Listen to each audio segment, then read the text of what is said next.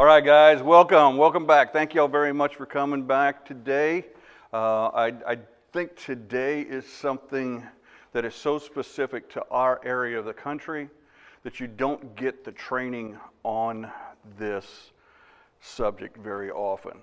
And when you do, you're getting it from some sources that might be north of I-40.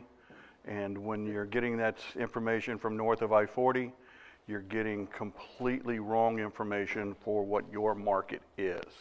We talked about duct leakage yesterday and how that affects the air conditioning system. Is that right? Good. Your air conditioning system is going to remove two types of heat. One of them is the sensible heat that we measure with an ordinary thermometer, and the other one is going to be the latent heat, the moisture that's in the air. Would you be willing to say that we have a lot of moisture in the air in this market? Yeah. So if we have a lot of moisture in our market and we have duct leakage and it starts sucking in that moisture from outside, what do you think we're doing to the air conditioning system? Adding more load to it. Adding more load to it, taxing it? Yeah. Mold, yeah, mold is a byproduct of that moisture level, but hell, we've been living down south for a lot of years, and everybody's got mold around in the bathrooms and stuff like that because it's just what we live with down here, right? It's what we see. You go farther up north, they'll find that in the basements. They'll find the mold in the basements, and so everybody's trying to. You want to get into mold real quick? Just one of those. Look up. I know this is a company that has a lot of religious ties. Look into Leviticus, and in Leviticus they discuss people that were living in homes that were actually built into the side of the mountains and stuff like that. And it discusses what to do when you have mold in your home, how to remediate, and then if you can't remediate, evacuate. So it's one of those kind of things. So it kind of goes way back. And mold is not a bad thing. Yeah, we eat blue cheese, and that's a mold. No, you don't eat blue cheese. Okay, well, all right. Well, real manly men eat the blue cheese, and then so guys without a fanny pack. That's right. So we have that ability to be able to use penicillin, which is a mold as well, derived from. And so we have a lot of things that are good with mold, but then there's bad molds as well. So we try and avoid speaking to our customers about mold because we don't know whether it's a good mold, a bad mold, or whatever. What are some of the terms you guys are using? I know that you're more microbial growth. Yes, we're seeing.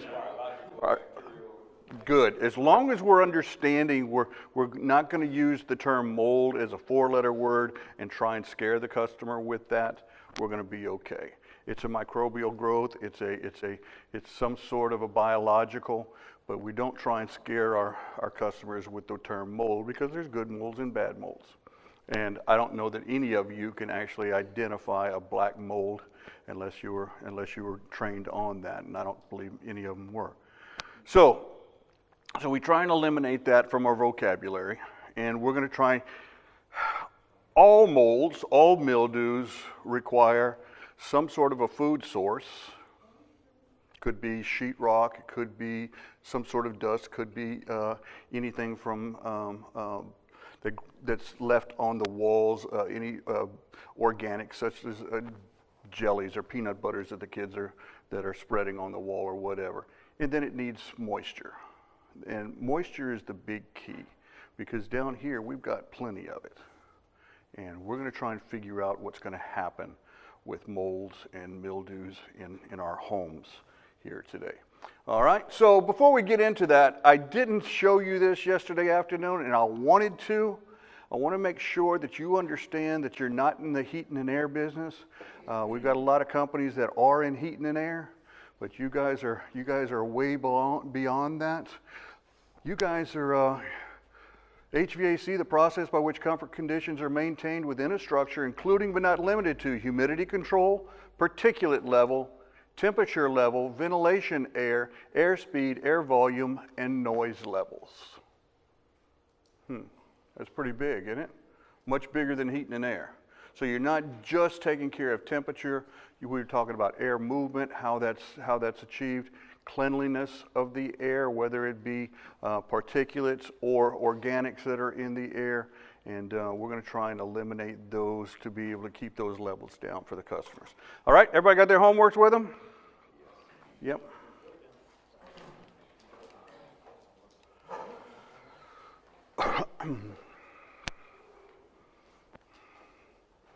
All right, I don't care whether you got it right, you got it wrong, you can circle it, you can just leave it alone. I don't care what you do.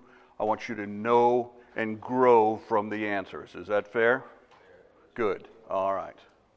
All right, CFM most closely references volume and time. That would be cubic feet per minute, right? Cubic feet per minute.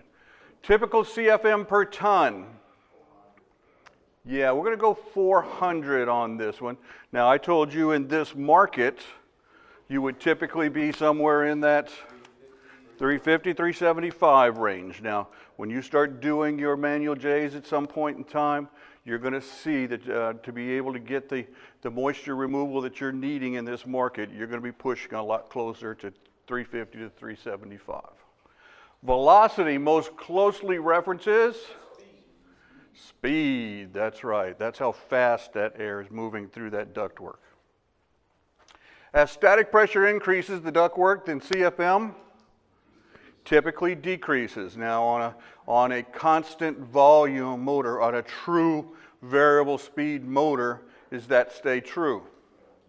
No. As static increases, CFM stays constant. And it'll stay constant until probably on that external static pressure of about 0.9. When you start hitting about 0.9, you're killing that variable speed motor. So if you start seeing it reaching in that 0.9 range, that smoke's going to start coming out of that motor at that point in time. Okay? Be aware of that? Good? Sir? It's gone. That's right. That's factory smoke, and you can't put that back in. That's right. All right. Air moving quickly and forcefully means CFM is high. False. All that means is you got a lot of velocity, not a lot of CFM, not necessarily a lot of CFM, right? Good. The recommended velocity through a 1-inch filter or a return filter grill is 300 feet per minute. Utilizing the CVA formulas, what is the velocity of air moving at 300 CFM through a 6x12 wrapped metal duct? 600. Very good. Very good. All right. Utilizing the return air grill calculator, and we referred to the one on the app, what is the recommended CFM allowed through 20x30 return air filter grill? Yeah, it's about 1200. All right. Utilizing the return air grill calculator, what is the recommended CFM allowed through a 20x30 return non-filter grill? Yep, 1800. A zip tie or duct wrap is required by code on the outer vapor barrier of a flexible duct. Good. Using the grill chart, will a 6x6 grill move 80 CFM at the recommended pressure drop and velocity? All right, let's look at this. We have 80 CFM right through here, 6x6 grill up there. It looks like we're got a 0.02 for our pressure drop. Is that right? Is that good? What should we see on pressure drop? 0.02 to 0.03, somewhere right in that range. Good. The throw is 7. We're okay with that. The velocity is 470. What should we be seeing on velocity on a residential grill? About 500. Yes, sir. What's the velocity on a commercial grill? About 700. Very good. So in this case, yes. In general, what is the recommended velocity of air at the supply versus return metal ductwork?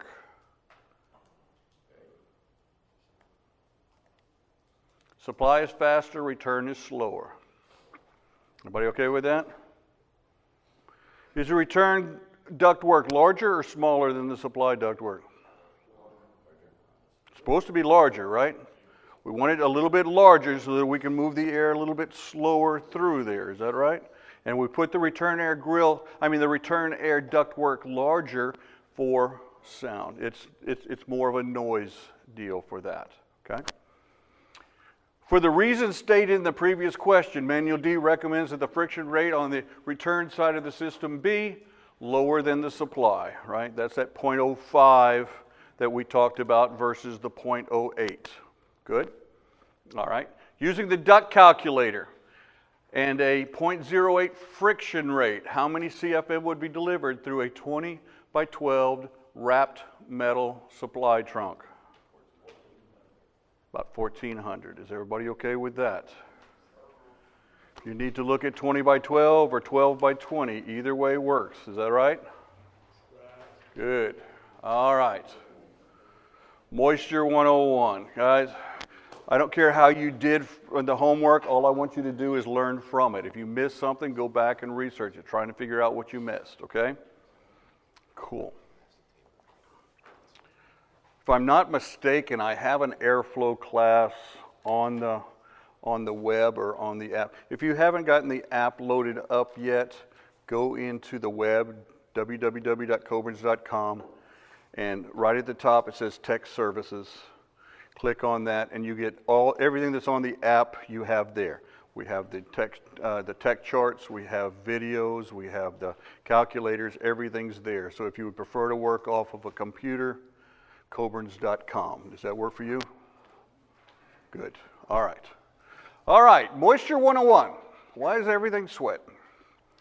I get it every year. It just never fails. You guys start calling up over at the office, and I hear, Rick, I've got an air handler sweating. Rick, I've got ductwork sweating. Rick, I've got grills sweating. And I start asking questions like, what's the dew point? And I get this pause, and then you tell me that your relative humidity is 60 or 70% or whatever it happens to be. Let's get it really clear right now. I'm not a relative humidity guy because relative humidity is relative to temperature, and it means basically nothing to you here. If you were up north, it means something. Why they put relative humidity on the thermostats is beyond me, because if I change the temperature, the relative changes, and so it's just relative to the temperature. So when I'm going to be asking you for information, dew point is what I'm going to be asking for. How are you going to get dew point temperatures? Psychrometer. A psychrometer. And if you're not carrying a psychrometer and you're in the tech business over here, you better get one, because you're only checking half of the problem that's in that house. Half of it's going to be temperature, the other half's going to be moisture. Good? So let's get that loud and clear. You're calling me, I'm going to ask you for dew point. And if you're asking me 2-3 weeks from now and you don't know the dew point, you didn't listen to what I had to say the first time. So we're going to end the conversation fairly quickly. Fair enough? All right, let's get it. Homes that are built 20, 30, 50 years ago are not how they're being built today. It's different. And those of you that have been in this business for a while have seen the changes in the homes, but we haven't generally changed the way that we're doing the jobs, the installations on these homes, or how we're going about trying to achieve removing the temperature as well as the humidity. Now, you guys are doing a much better job on equipment sizing than most, because you have people actually doing manual J's and looking at the home as a structure and finding out what the losses are on that home as far as for heat. So what has happened in the industry is now we have tighter constructions. Homes are better ventilated, right? What about the soffit vents on the homes now? What do you know about the soffit vents on homes? Perforate all the way around. Perforate all the way around. We used to have a few 6x10 grills stuck onto the side of that home. Is that right? And that allowed that heat, that air to go in and take that heat right on up and out of the home. Now we've got this continuous soffit all the way around. We're cooling down that attic. Is that right? And that sounds like a great thing.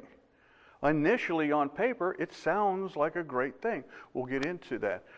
Attics are better ventilated. Foil plywood on the roof deck. Have anybody seen that? Yeah. And if you look at that foil on that roof deck, and then you start looking at the equipment up there that's sweating, start making a mental note saying, foil, sweating ductwork, foil, sweating ductwork. Ding, ding, ding, ding. Yeah, here's your sign. Okay, there's one of them. Vapor retarders. Now, a vapor retarder, everybody's seen the Tyvek that goes around the outside of the house? That's the kind of the white paper that they staple on out there. Used to, we'd put a little bit of that. Before that, we actually used like a tar board on the outside. It was a black tar board they would staple on there. That's to stop the moisture from penetrating right into the house.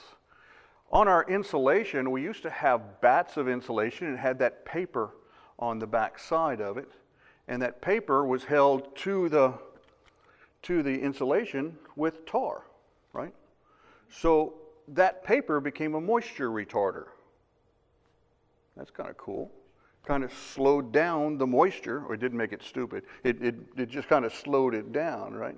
Yeah, it just slowed down that moisture as it was kind of going through there. The best value in controlling air leakage is probably the best thing that we can do is that envelope of the home, the outer edge of that home and the ceiling.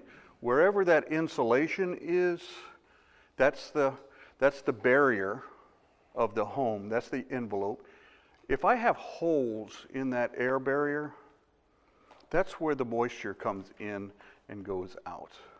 So the best thing we can do is talk to our homeowners about making sure that that air barrier is sealed. Now, I talked about that paper on that insulation, and I said that was a vapor retarder. Is fiberglass insulation, does that slow down the moisture?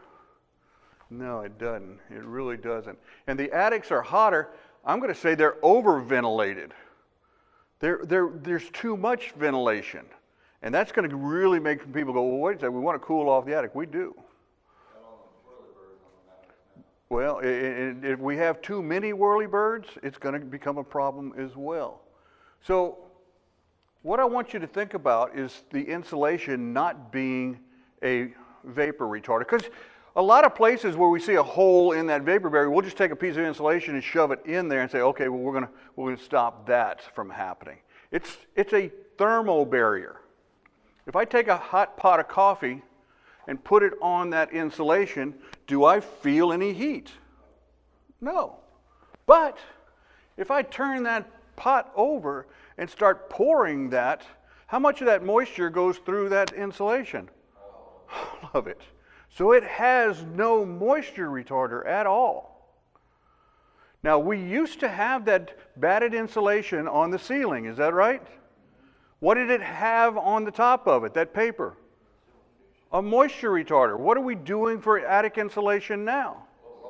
Blowing it in. Where is your moisture retarder? Bang. So it cools off the house, right? It keeps the heat from going into the house. But what is going into the house? Moisture. Wow. We haven't slowed the moisture down squat. And as a matter of fact, over the last 20 years, we have made moisture more prevalent in our homes. Well, as we've seen with our equipment, it's got higher and higher and higher and higher efficiency. That's great for the utility bill. The problem is, what we've seen generally is that the higher efficient we go, the lower amount of moisture removing capability it has. And that's not a great thing down here in this market, would you think? Because we're allowing more moisture to come in and the equipment doesn't remove as much moisture as it used to. Let's prove that stuff out. Heat travels from hot to cold. Easy enough. If it's hot, it moves to cold. If it's wet, it moves to dry. If it's really hot and really cold, it moves faster. If it's really wet and really dry, it moves faster there as well. So let's think about South Louisiana. Let's think about Baton Rouge specifically. Is it really hot outside? Do they want it really cold inside? How big is that pressure going from outside to inside? Very big. In Baton Rouge, is it very wet outside? They want it very dry inside? Good. How big is the pressure going from outside to inside? Big. And the colder they get it inside, the hotter it gets outside, the bigger the pressure that's going to be going there. The wetter it is outside and the drier it is inside, the bigger that pressure is going there.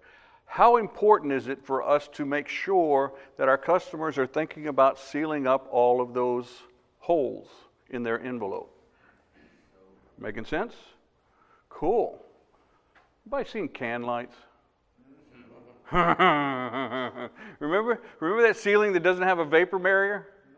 And then we put a hole in there with a can light? When you're standing up in the attic space and it's dark and you're looking down at that can light, what can you see? Light? Maybe the floor downstairs? I can get about 30 CFM through a can light.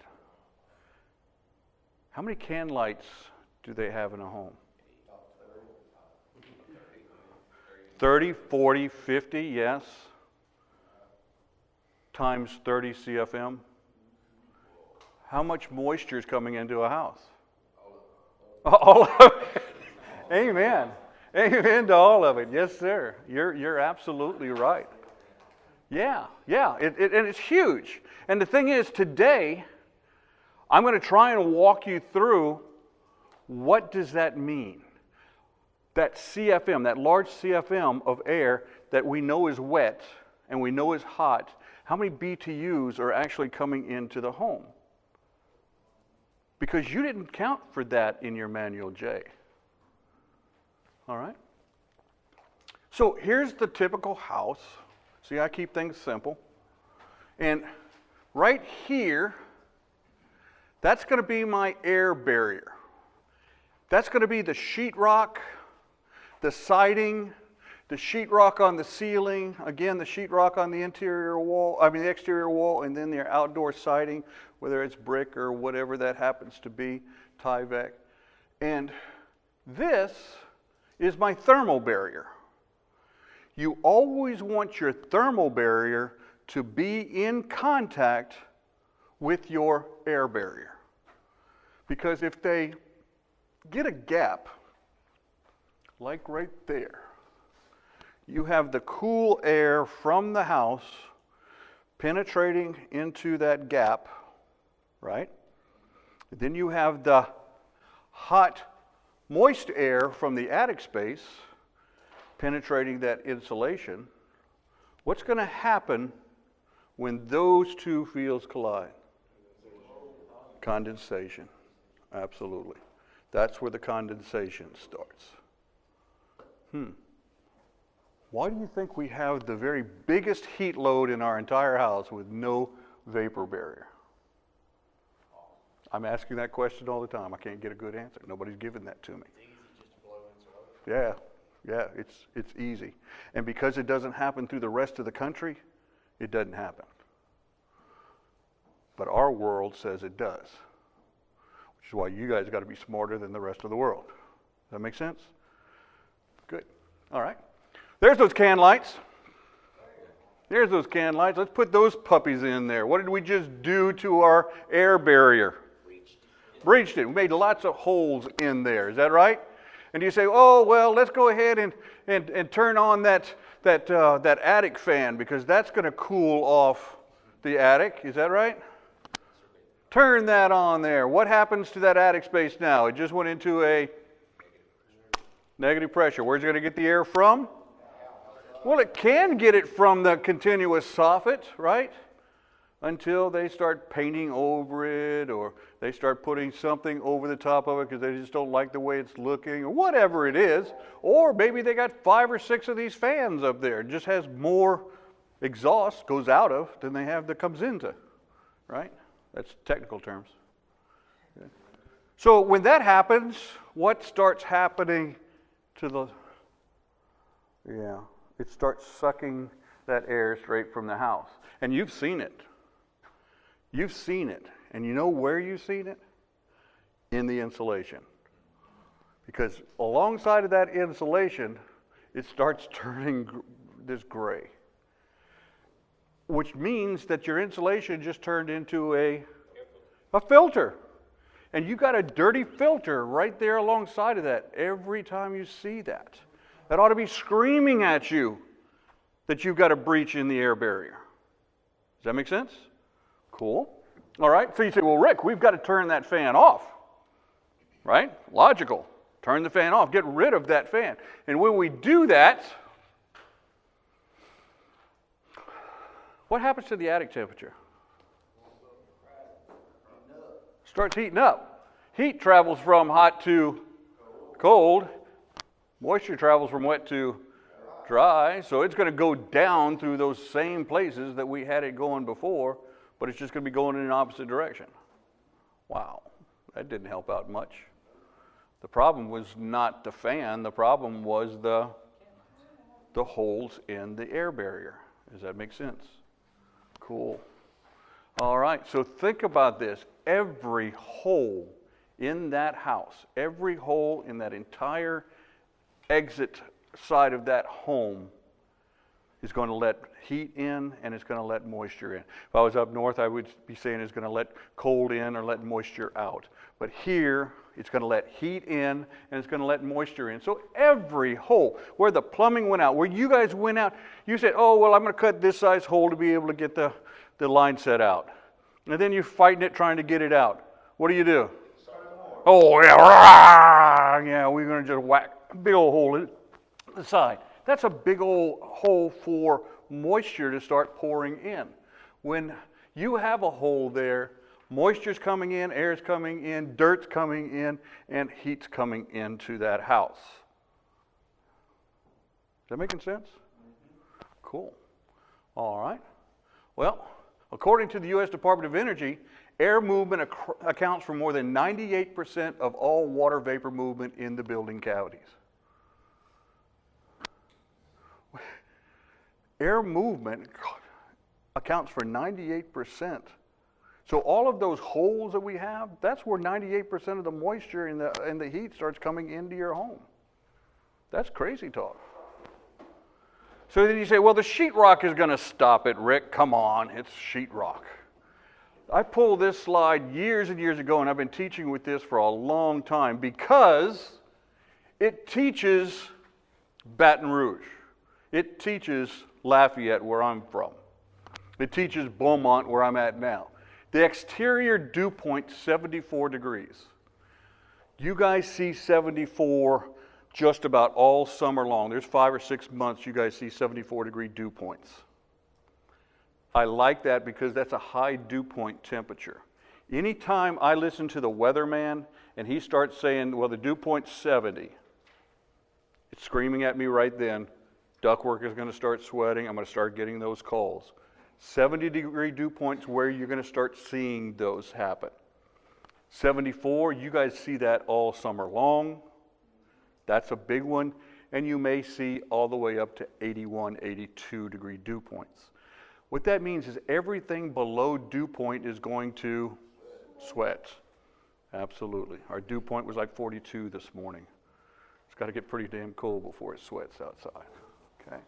All right, so a 4x8 sheet of sheetrock with a 74-degree outdoor dew point and a 75 degree, 50% relative humidity inside.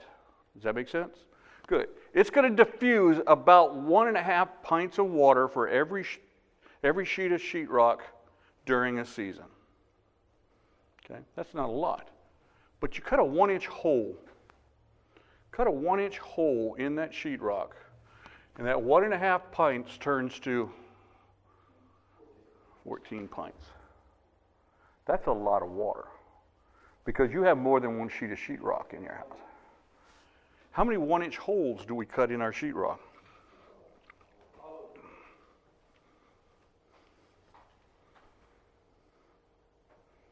All the way around the house. So if I am dumping in that kind of moisture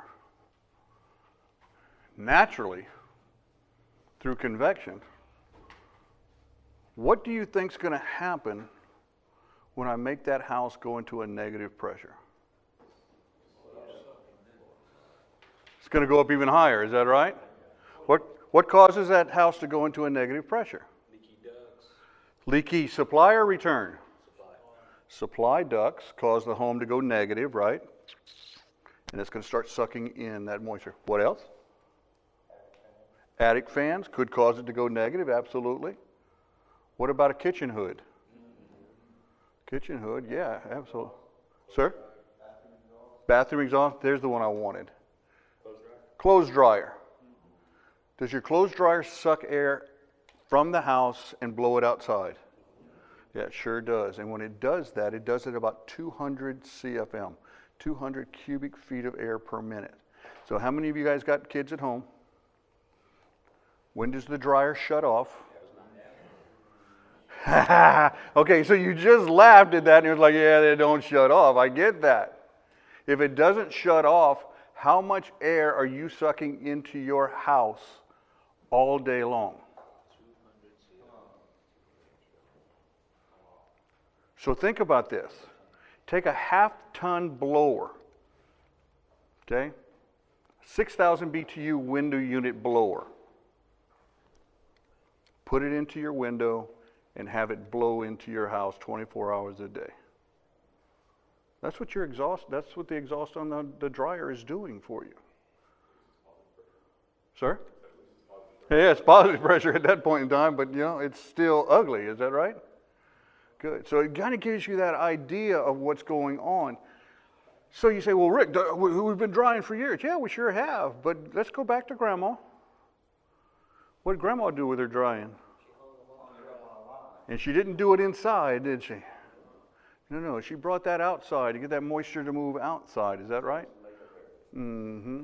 So makeup air on the dryer? Yeah, we'll talk about that here in a little bit. But are you getting it? Sweet. All right, so small hole, big problem, yes? Good. All right, so what I need you to understand is what your air conditioner actually does. It's a dehumidifier of sort, is that right? Yeah, it removes temperature, that's sensible, and it removes latent, that's moisture. The latent heat is typically 1/4 of what the total capacity is. So let's use a 4-ton because it's just easy to divide that. If I have a 4-ton system and 1/4 of the capability of that system is to remove moisture and 3/4 removes temperature, if it's a 4-ton system, how much of that system is removing moisture? 1 ton. And 3 tons is change in temperature. That's a 75%, 25% sensible to latent ratio. 75-25. Is everybody okay with that? Good. You can go into the spec sheets on all the equipment you guys are putting in, or Google the stuff at your own home and find out what you have, the sensible latent ratio. Well, I'm looking at this and I'm seeing this particular matchup is a 2-ton system. Out of that 24,000, 17,500 is sensible and 6,500 is latent. Okay. Break out your calculators, just a regular calculator. And I want you to divide that 17,500 divided by my 24,000, and it gives you? Good. So 0.73 is 73% sensible. If it's 73% sensible, that means there's 27% that's going to be latent. Is that right?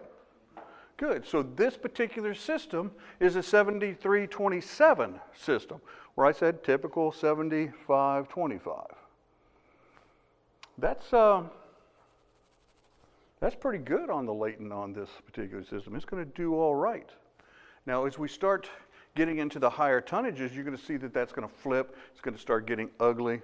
So what I want you to pay attention to is anything that you guys are installing, look in it. You got the book with you. Just look at it and do the quick math so you have an idea of what's going on with your system.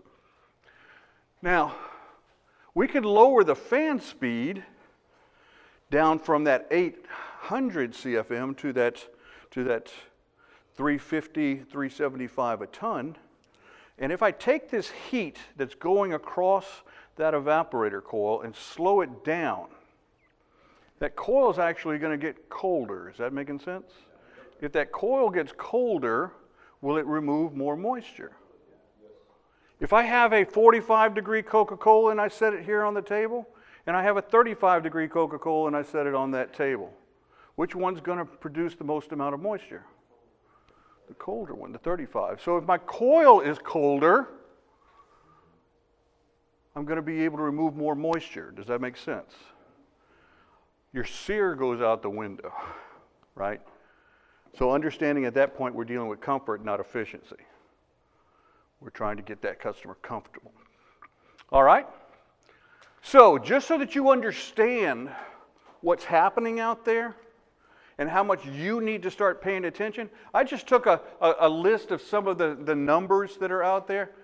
According to 27 ASHRAE fundamentals, they're basically saying that most of the total load should be somewhere around a 77-23 match, 77% sensible, 23. Well, now you're starting to go the other way. Is that right?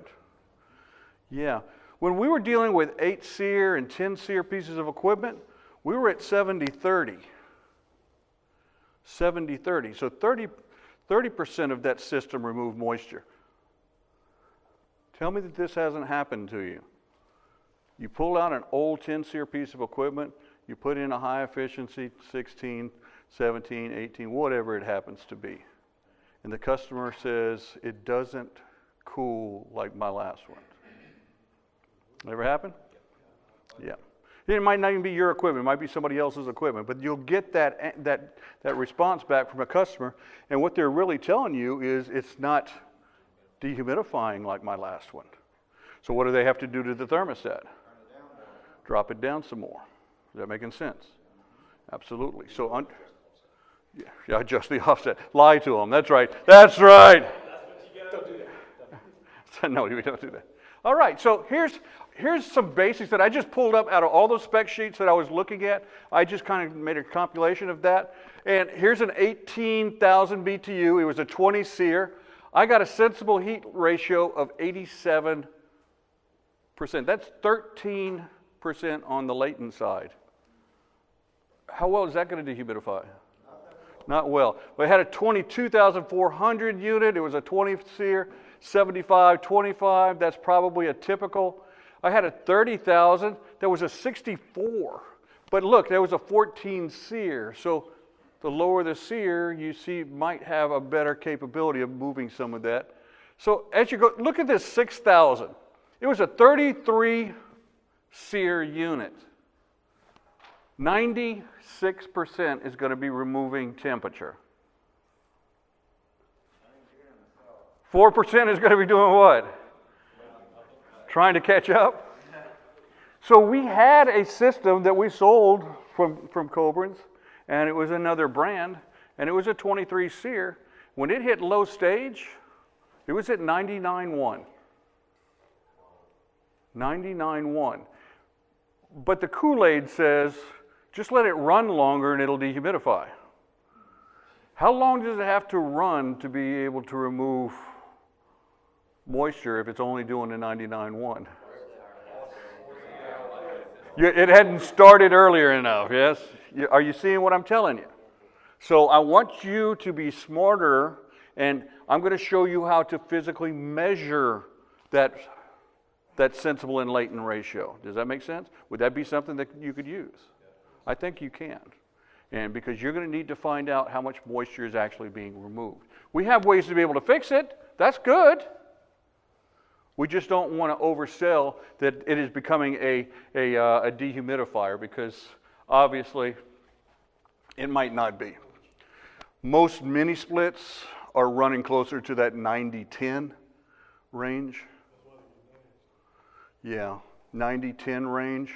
So be careful with those. Most of your P-tacs, those hotel motel type units, those are 90-10s as well. So just understand, why do you think when you go into a hotel you have to drop it down to 65 degrees in order to feel comfortable? Makes sense now, doesn't it? Yeah, it makes sense now, seriously.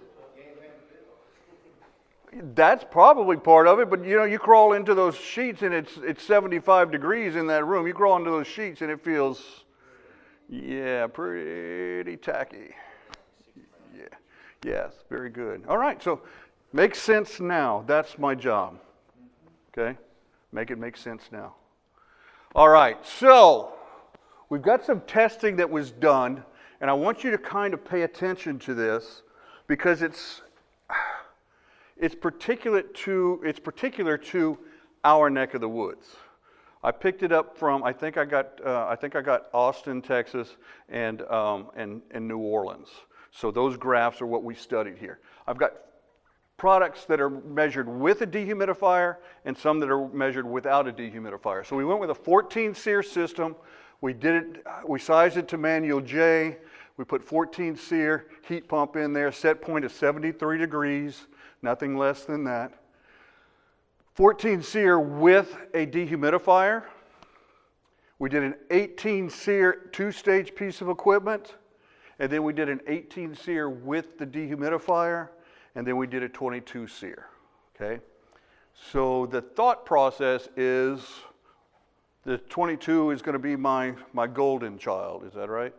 And if I do that, everything's going to dehumidify.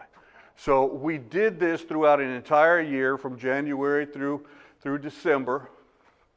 And I know it's an eye chart, but the 14 SEER is the light red, and the 22 SEER is the dark red.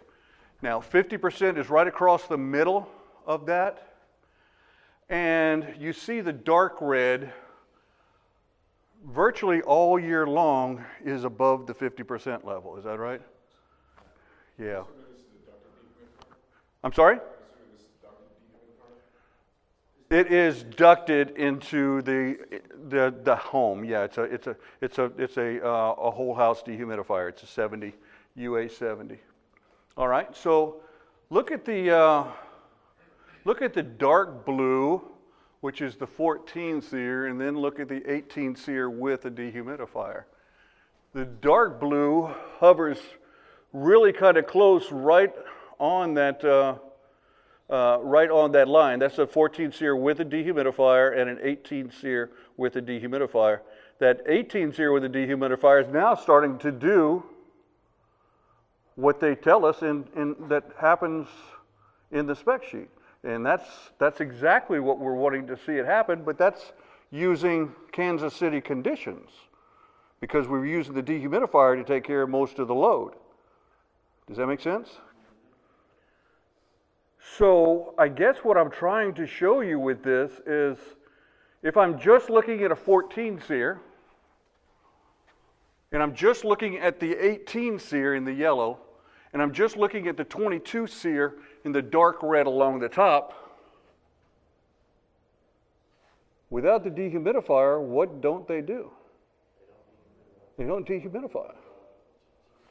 Okay, now this is Houston, Texas. I thought we were in Austin, but we had this one. This one's in Houston. So it's real to us, yes? Good. Kinda. Yeah, kinda. Let's do New Orleans. Again, truer to us. How's the 22 doing? How's the 18 doing without the dehumidifier? Now you notice now, it gets better always. Why? What's the system running in, low or high during that time? High. And it's doing its job. Where did we size it for?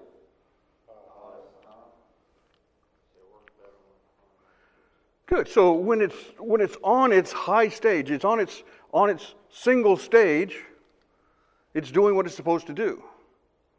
It's when it's not there that we have the problem. And that's the shoulder seasons.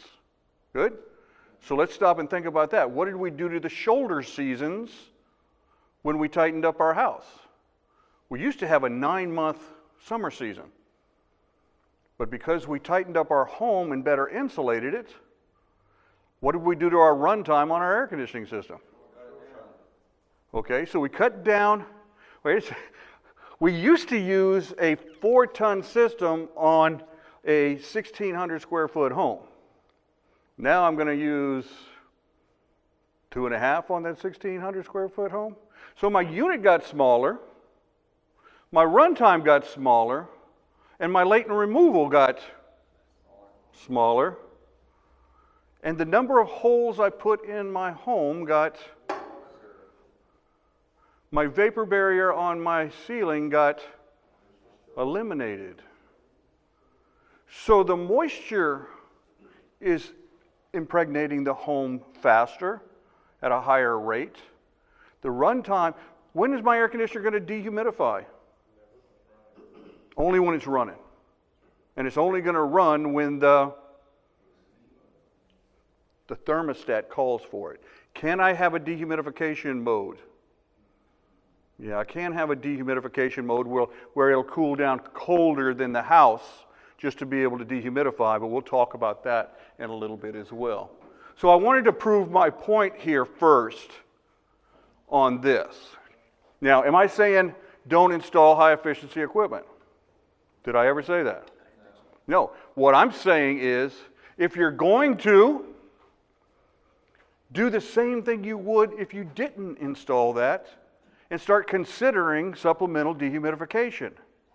Because it's not during the hot part of the year that I'm concerned about, it's the rest of the year. It's the shoulder seasons that we're concerned about. When are you most inclined to start cooking a gumbo in your house? Right about now, right? How much moisture am I dumping into my house when I'm cooking that gumbo in there? Tons and tons. And see, Manual J doesn't look at these things. Manual J doesn't say, how many teenagers do you have in your house? It says, how many occupants? You people with children, you understand that your dryer started more when you started having the little ones. What started happening to your showers when your little ones turned into teenagers? Gee, man, you better have continuous hot water going on in that house because the showers never stop at that point in time. And teenagers can't wear one pair of clothes during the day. It's got to be changed 6 times, which means goes into the, Amen from the cheap seats back here, good. Yes, they got to change 6 times, so that's all more laundry. Manual J doesn't look at that. The occupants in that house, if you're a cooker, if you cook a lot, if you have a lot of plants in your home, if you have pets in your home, do you have a big water bowl out for the dog? What's that doing continuously? Evaporating into the house, absolutely. The aquarium that's in the house, the plants, all of that's, okay. So let's get into some of the geek stuff, okay? We're gonna talk some of the geek stuff here because in order for you to be able to understand what's happening in there, you have to be able to measure it. So let's get into psychrometrics. What we're gonna measure is certain types of conditions of the air. The first one we want to talk about is the dry bulb because everybody understands what a dry bulb temperature is. If you're looking at a thermostat and it says it's 75, that's the dry bulb temperature in this room. You take a thermometer, wave it in the air. It's got a dry bulb. It's the dry bulb temperature. Does that make sense? Good. We see that all the time. But it doesn't tell me the whole picture. If it's 90 degrees in Phoenix and 90 degrees in New Orleans, where's it hotter? New Orleans. It's still 90 degrees. It feels hotter because the moisture, the latent heat. It's called hidden heat. It's not measured with an ordinary thermometer. It is hotter there. There is that extra heat, and that is that moisture. So what a dry bulb temperature does is only tell me the level of heat, but it doesn't tell me about how much moisture we have on that reading as well. It could be a lot hotter than that if we're looking at the big picture. Is that making sense? All right, so a dry bulb. The comfort guidelines, look, if I'm looking at 80 degrees and the relative humidity is 90%, it feels like it's 88 degrees. Is that right? Good. So that's relative humidity, it's relative to the temperature. If I lowered that relative humidity down to 55%, now it feels like it's 81 degrees. Good. Everybody knows that. It's just, I was first driving in Phoenix, and I had the window down in the car, and I'm cruising down the road, and he says, it's 103 degrees here in Phoenix right now. And I went, dude, this feels pretty good. And I'm thinking, you just took this Cajun boy and just took the mind and blew it. So it felt comfortable because it was dry. I had an instructor come over from Florida, and we were teaching the young guys how to charge systems, and you have to know what the wet bulb temperature is in order to do it. Well, he's looking at the psychrometer from instructor from Florida, and he's banging it on the unit. I'm going, what are you doing? He said, this psychrometer is all screwed up. I said, why? He said, it's only 10% relative humidity. I said, it is only 10% relative humidity here. Just different temperature. You know what? When it gets down to that low of temperature, your dew point gets really, really low as well. That means the suction line never sweats. So those guys that like to charge the air conditioning system until the suction line sweats, they were just dumping refrigerant because it never did sweat there. Okay, so cool. All right, relative humidity. It is the most misunderstood, and because it's misunderstood, we're misapplying it. It's the amount of moisture in the air compared to how much moisture the air can hold at any given temperature. Wah, wah, wah, wah, wah, wah, wah. If I had a bucket, 100-gallon bucket, and I had 75 gallons of water in that bucket, how much moisture do I have in that bucket relative to how much it can hold? 75%. So that would be like a 100-degree day, 75% relative. Everybody follow that? What happens to the temperature at night? It lowers. So my bucket is going to do what? Get smaller. So now it's a 75-degree night, same amount of moisture in the air. Still 75 gallons of moisture in the air. Does that make sense? What did I change? The moisture or the temperature? And that changed the relative. So every morning when you're listening to the weather guy, he's telling you it's 98% relative, it's 99% relative. That's because it went from a 98-degree day down to a 75-degree night, but you still have a lot of moisture out there in the air. So what you're saying is if a big cloud comes and parks over the house for an hour, it changes the relative humidity at that house for that hour? Absolutely it does. Absolutely it does. Can I have two different relative humidities in the same room? Sure. We're going to talk about that here in a little bit too. All right, so what happens if it gets to be a 74-degree night? Yeah, we have reached what we call dew point. Dew point. The temperature at which the air can't hold the moisture anymore, and I saw dew point this morning on my vehicle when I got out. I mean, I'm sure you guys did as well. It reached dew point. So anything below dew point is going to sweat. How important is knowing the dew point if you're calling me up and saying, Rick, my equipment is sweating, my unit's sweating, my ductwork's sweating, my grill is sweating? Yes? I better know the dew point. Fair enough? Cool. All right. Sounds like we're doing good. Wet bulb temperature. Wet bulb temperature is the best indicator of the total amount of heat that's in here. That would be that's sensible and the latent. Is a good indicator is my wet bulb temperature. So, dry bulb, wet bulb. Blow on your finger. That's dry bulb temperature. Lick your finger. You have already done it with the donut. I saw you. Lick your finger and blow on it again. Wet bulb temperature. It's the temperature at which the water is evaporating off of your finger when you have air movement. Okay, so let's think that through. If this was 100% relative humidity in this room, and I did this, would it be colder than the dry bulb? 100% relative humidity. Does it have any place for this to evaporate to? No.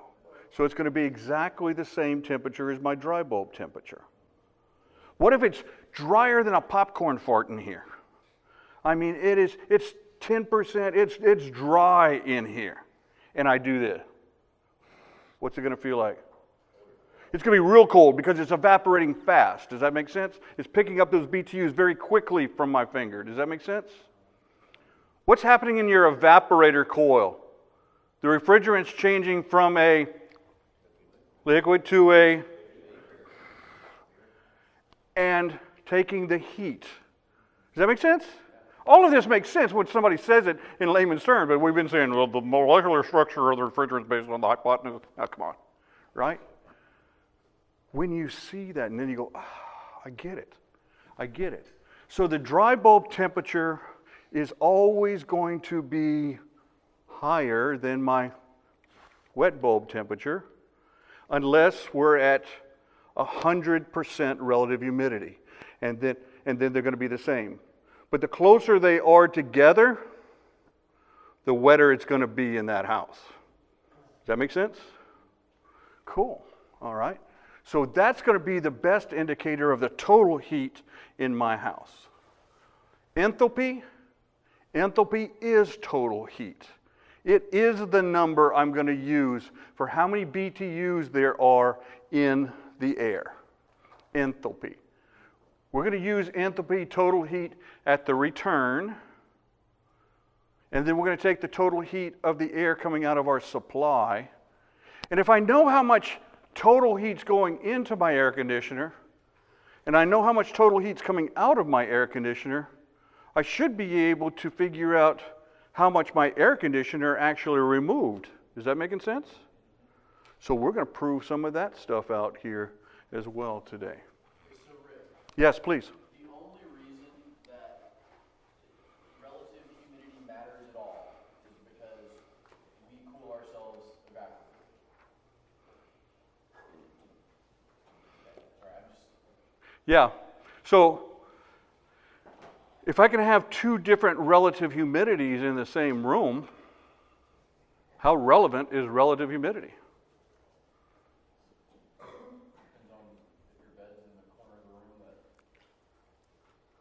What temperature that bed is, right? But if I can tell you how much moisture is in the air throughout that room, no matter where it's at, would that be a better indicator for you to be able to say, I've got to be able to remove moisture? This is the number that I'm trying to remove? Good. Good. Absolutely good. All right. Grains of moisture. This is the latent heat. This is the true amount of moisture that's in the air. Grains of moisture. Now, I've been a Cajun for a long time, probably all of my life. I'm guessing on that one. And from that, I've known that there's no such thing as a grain of moisture.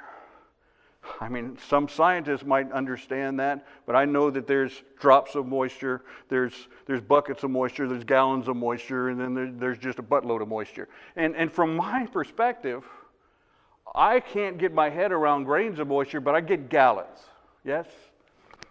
So if you just want to make that quantum leap with me, and when I talk about grains of moisture, just think about gallons of moisture in the air. Because the more gallons of moisture in the air, the wetter it's going to be. Does that make sense? Cool. All right. So when I say grains of moisture or I say gallons of moisture, they're not the same thing, but in my mind, that's how I'm relating it. Fair? Good. I have a lot of drive time. I spend a lot of time on the road, and I try and make these things happen for you guys where we can kind of make these correlations. So it's easier about thinking about grains of moisture as gallons of moisture. So let's think about this. If I had an 80-degree day, and it was 10% relative humidity, I might be in Phoenix, not here, there's about 15 grains per pound of dry air. So for every pound of dry air there is, I've got 15 grains. Think of it as 15 gallons of moisture in that deal. If I had an 80 degree at 70% relative humidity, more like here, there's about 110 grains of moisture in there. So about 110 gallons of moisture in the air. Where is it wetter? Here, right? Does it make sense? The higher the grains of moisture, the higher the moisture content is in our air. Okay, so it's easy to think of that through. Let's work with that. All right, dew point. We said dew point is the temperature of the amount of moisture that's in that air, and anything below that dew point temperature is going to sweat. You with me? All right. What areas typically reach dew point? What about on that suction line? If I tore that rubber tex right there? Huh? It's going to reach dew point there, yeah. What about right here on that plenum? Have you ever seen it reach dew point there? Oh, yeah. What about right here on the evaporator coil? You ever seen it reach dew point there? Oh, yeah, they reach dew point there. What about just past that expansion valve? Oh, yeah, because it goes from high pressure to low pressure. It goes from warm to cold right there. Good. What about on that drain line right there? Oh, yeah, it does it there. What about right above that rust spot? Yeah, so you've seen it reaching dew point.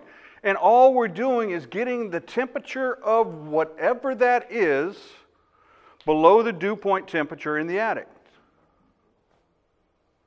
So I told you that you guys see 74-degree dew points all the time here. You even see up to 81, 82-degree dew points. If you're seeing dew points that high, what's going to happen in that attic space? Good. The dew point number is one of the most important numbers you'll be needing to work on equipment here in the Deep South. You have to know your dew point temperatures. All right? So here it is. I took some through Galveston, Beaumont, Baton Rouge, Tyler, Texas, Mobile, Memphis. These are our footprint branches. And from there, from June 18 to September 18, you guys had 81-degree high dew points and averages of 73-degree dew points. So during that time frame, your average was 73. And I told you anything above 70 is where I start paying attention to see, okay, the ductwork is going to start sweating, the grills are going to start sweating, all of that stuff. So my phone starts ringing during this time when you guys start picking up the phone saying, what do I look at next? You better have a psychrometer in your hand when you call me. All right. The record high dew point, 90 degrees, New Orleans Naval Air Station in 87. 90-degree dew point. Everything below 90 degrees, can you imagine? Yeah, it kind of looks like it might be, but I don't know. It may be on the front end or the back end, right? Probably the back end would be more likely. Yeah, a lot of moisture. Have you noticed that the moisture levels have started to increase over the last few years? Yeah, they have, and I've been tracking it a little bit. I think this area, when I went back the other day and looked at it, I think you guys went up probably 2 degrees over the last 10 years on your dew points averages. So it's getting wetter outside. The air conditioner is getting smaller. The house is getting bigger. The air conditioner is removing less humidity. The dryers are running more.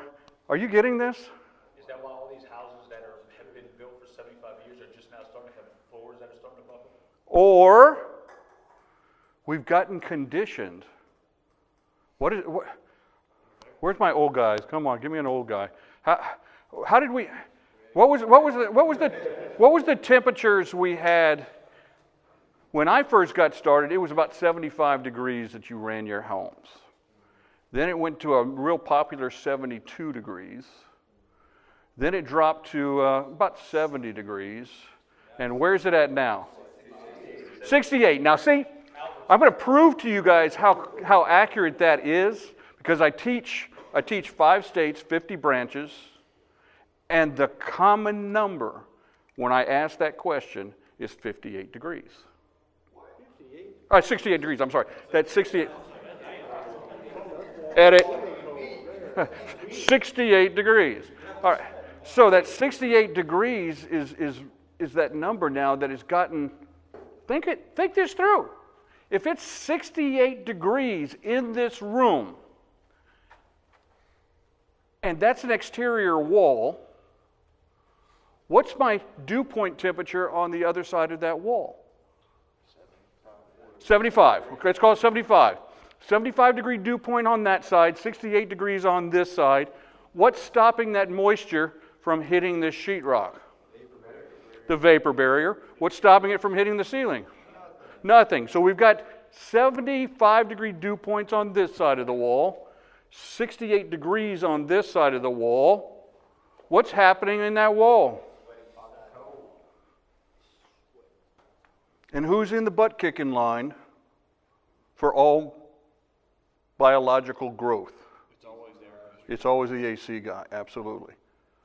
And you're designing that system at Manual J? 72, 75. I think the state says 70. Yeah, you dropped it down to 72. The state says we have to design it at 75. You getting it?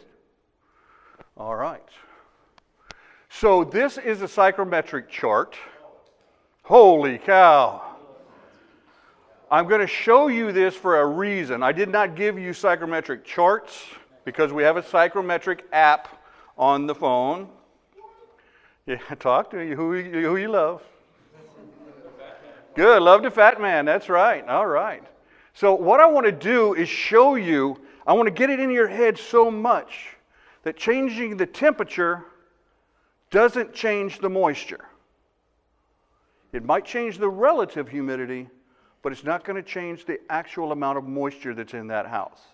And we have to remove moisture. Good? Good. All right. So I'm going to show you what these different lines are. We talked about this one first. That was the dry bulb line, remember? We said dry bulb was just the temperature of the air, the level of heat in the air. So let's say that it's 75 degrees. It goes from 20 over on that side all the way to 120 on this side. If it's 75 degrees, I would just draw a vertical line on that. That make sense? That's the temperature of the air. That's the dry bulb temperature of the air. The next reading we're going to look at is the wet bulb line. And wet bulb, I said, was my best indicator of the total amount of heat that's in that room. Is that right? So let's say that we took our handy dandy psychrometer and it said that we had a 63 degree wet bulb temperature. Wet bulb is that diagonal line. I go up here and find 50, 55, 60, 61, 62, 63 degrees. And then I just follow that line down. Now that intersection right there, That's what's happening in that room. That's the conditions in that room, and everything else falls off of that intersection. So, that's wet bulb. The next one we're going to look at is the enthalpy. Enthalpy, I told you, that was total heat. So all we're going to do is take our wet bulb line and extend it, because I said wet bulb is the best indicator of total heat. Enthalpy is total heat. So right now, with every pound of air that's in this room, there's 28.75 BTUs for every pound of air. Does that make sense? 28, almost 29 BTUs in every pound of air. Well, that's cool. At least I have a number that I can associate that with. Next one I want to look at is the relative humidity. That's these curvy lines. I said everything comes off at this intersection, so we would build our curvy line based on that intersection. And if you look over here, it says 10%, 20%, 30, 40, 50% relative humidity. So right now, based on what we've taken in this room, it's 50% relative. Does that make sense? Yes? No? Good. Okay? The next number I want to look at would be the dew point. And if you take that intersection and go horizontally past the first line to the second line, it tells me my dew point temperature is about 56 degrees dew point. If my water was 57 degrees on that table, is it going to sweat? If it was 54 degrees, would it sweat? Anything below dew point is going to condense, sweat, whatever we want to call it. Good? All right, we'll back up just a hair from there. And you're going to see that that is our grains of moisture. That's how many gallons of moisture that's in the air. So if I know the gallons of moisture in the air is a horizontal line coming out to the outside here, I also know what else comes out here? Dew point. Right? If my gallons of moisture were to increase, what's going to happen to my dew point? If I remove my gallons of moisture, my grains of moisture from the building, my dew point falls. Does that make sense? Good. So how important is the dew point number? Huge. It's huge. And I've had engineers sitting in classes in New Orleans, and I'm teaching this, and they're going, I get it. I get it. I'm understanding what you're saying now. Relative humidity is relative to temperature. It means nothing to a homeowner down here. It doesn't make sense down here to a homeowner. So dew point temperature does. Now, let's look at that. 75 degrees in the house. We had 50% relative humidity. What does ASHRAE design say inside the house? The guys that built the manual J and the manual D that we design our homes for, they say design to a 75 degree, 50% relative humidity. That's what they're designing. Can you tell me what a good dew point temperature would be in someone's home? That's what I thought. So we're going to learn something here today. You're going to put in your pocket, and you're going to say, well, that's going to be what I'm going to go. If Manual J and ASHRAE and all these engineers say 75 degrees, 50%, all we have to do is run a horizontal line. Is that right? Bang. Right there.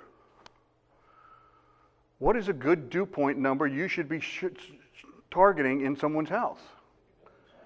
55 degree dew points. Right? They're saying that this is the target numbers. They just gave you the target dew point. This is what we should be seeing. If you start seeing levels higher than 55, that's meaning that moisture is high. Does that make sense? Cool. If I ask you what's the relative humidity supposed to be in your house, we know that all day long, right? Well, it got to be 55, 50, right? But I'm telling you that your dew point temperature, that's the number you should be starting to look for as you walk in through somebody's home. Fair? Good. Well, I like this chart because now it's starting to tell me something. On this end of the chart down here, if this intersection of what's going on in my house right now is right there in that center of that chart, in the heart of that chart, if I move that intersection this way, it would be hotter in that home. Does that make sense? If I move the intersection this way, it would be colder in the... But watch. If I move that intersection up, it would be wetter. And if I moved it down, drier. So what I like about showing it to you this way is think of this as a vessel that I poured water into. And that's my level of water. The more water I poured in, the higher it would go, the wetter it would be. What's going to happen if I change the temperature? It'll get colder or it'll get...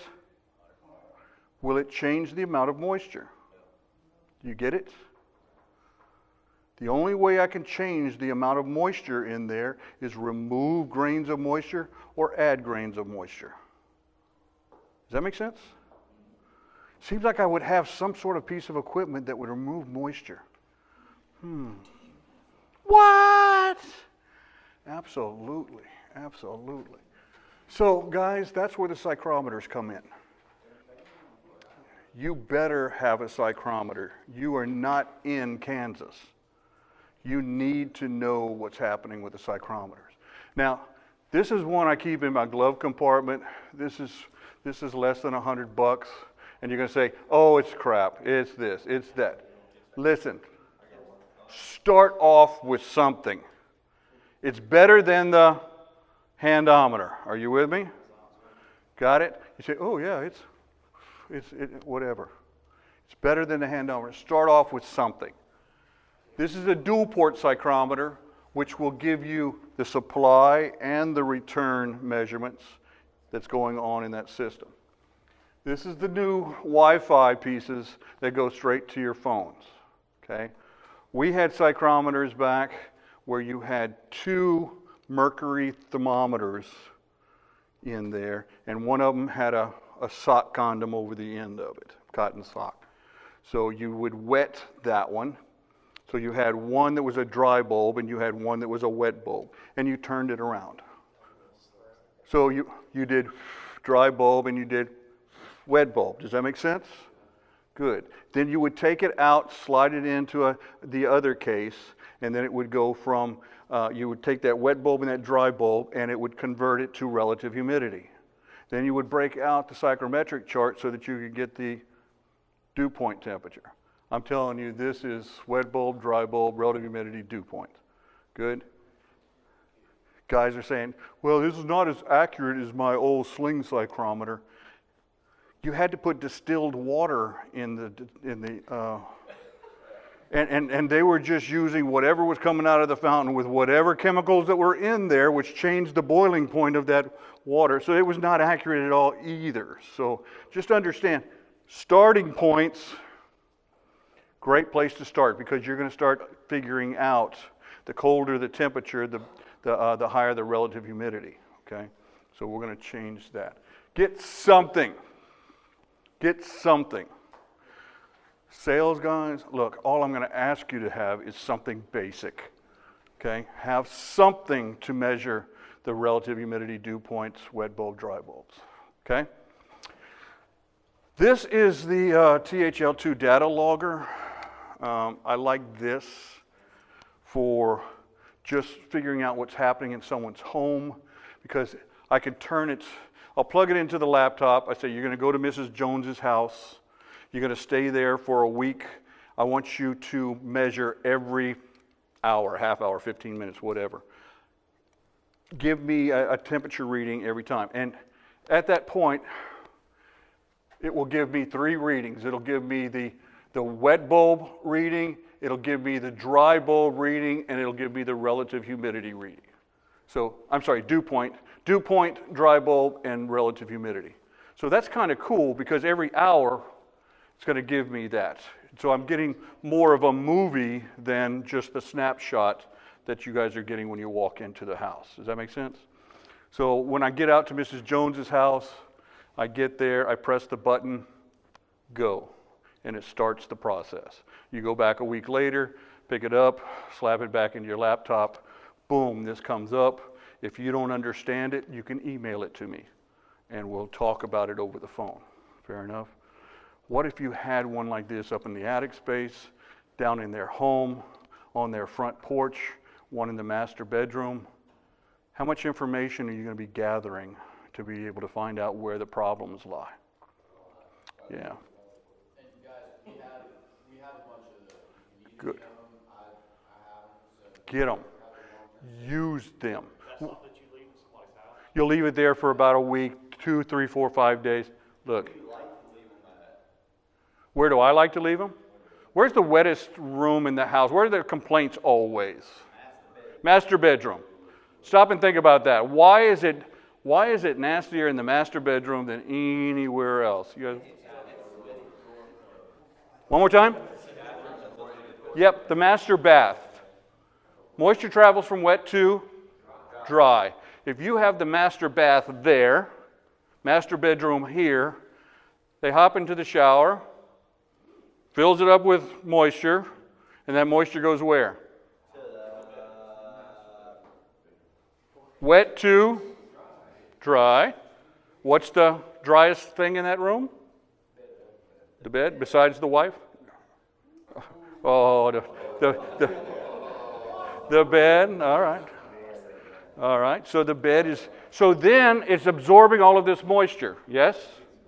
So when you absorb all this moisture and you crawl under those sheets, it's nasty, yeah. And so then the complaints start, and then what they do to the thermostat, because it's nasty in there?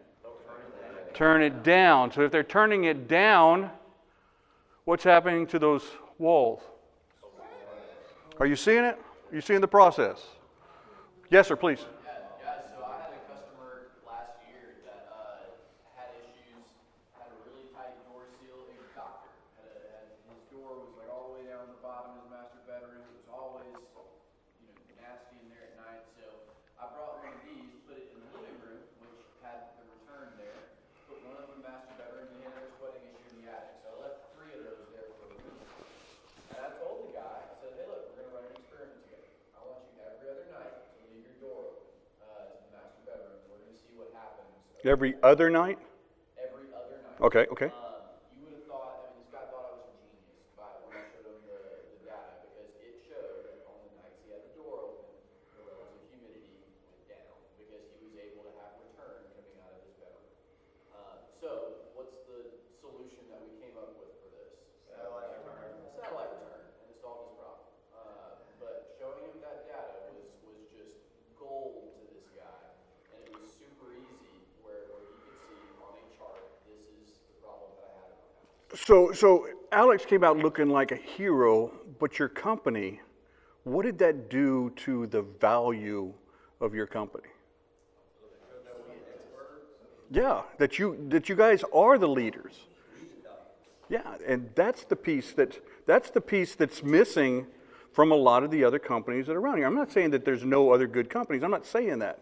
I'm saying that what you guys bring to the table is value that people don't mind paying for. Some people like a Jaguar, and that Jaguar is going to get you there in style. But I can buy the Goodman version Yugo and get there with miles per gallon, yes.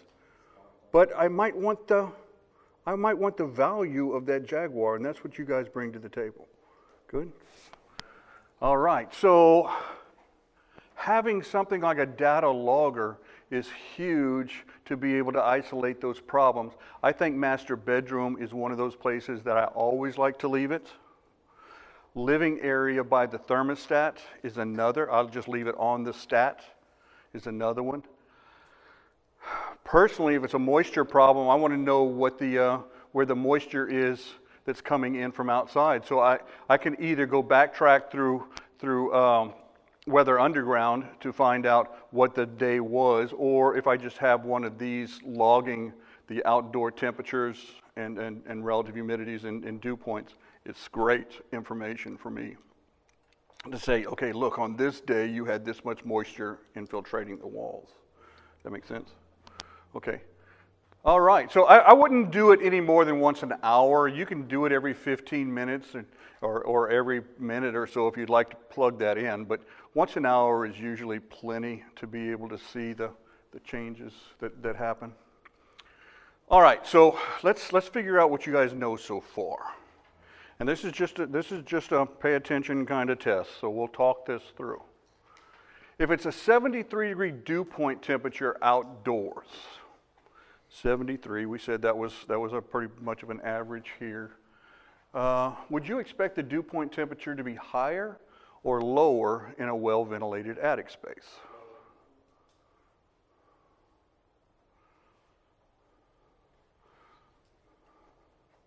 I expect it to be higher.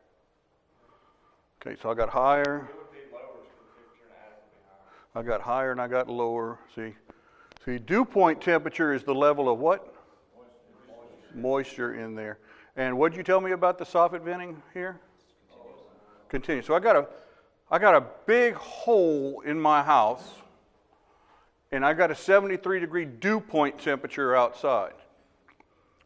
If you had a submarine with a screen door, how much moisture would I have inside compared to outside? All of it, all of it. So if I have a 73-degree dew point temperature outside and I've got continuous soffit vent all the way through there, what is going to be the level of dew point temperature I have in that attic space? Water seeks its own level. It's a real question. It's a real question because the relative humidity is going to change. Your dew point temperature is going to be what the dew point temperature is. That's why, and that is why all of your ductwork is sweating up in those homes. We're going to continue on. So it will be the same.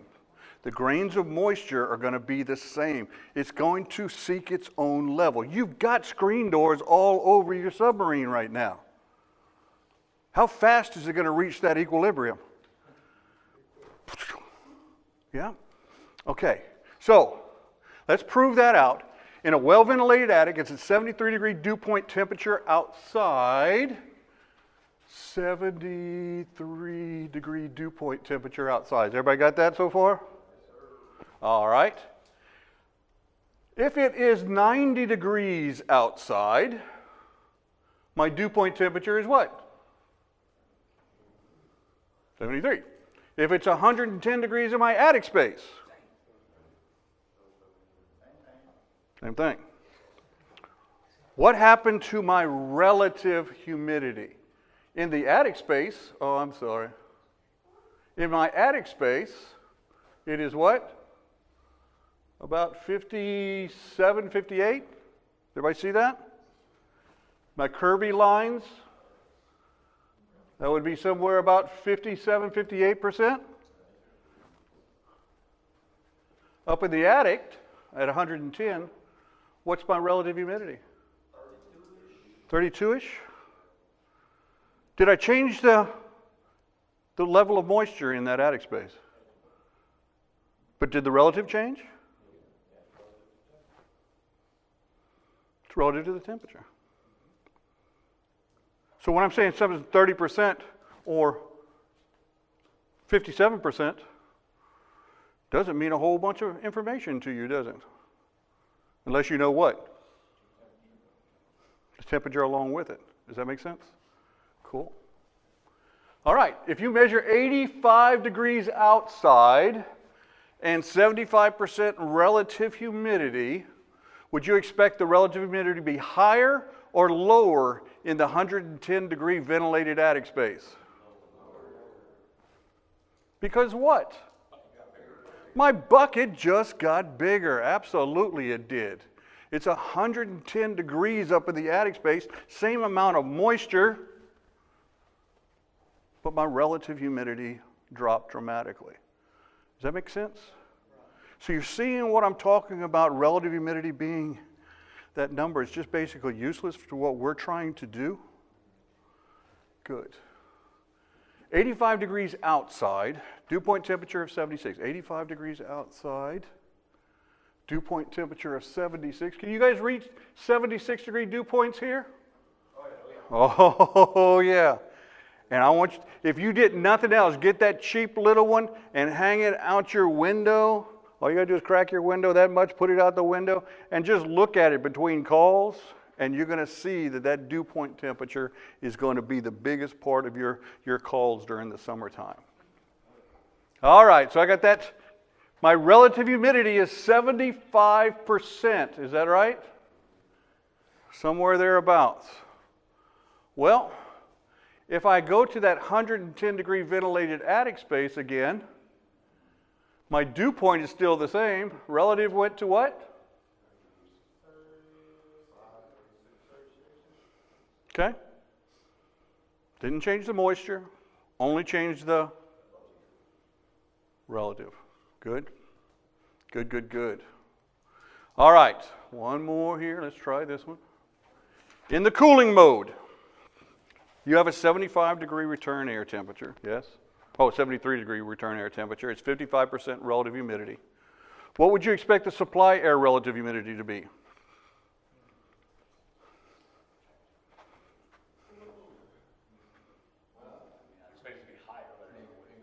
I heard higher, I heard lower, I heard increase, I heard... Depends on what sear.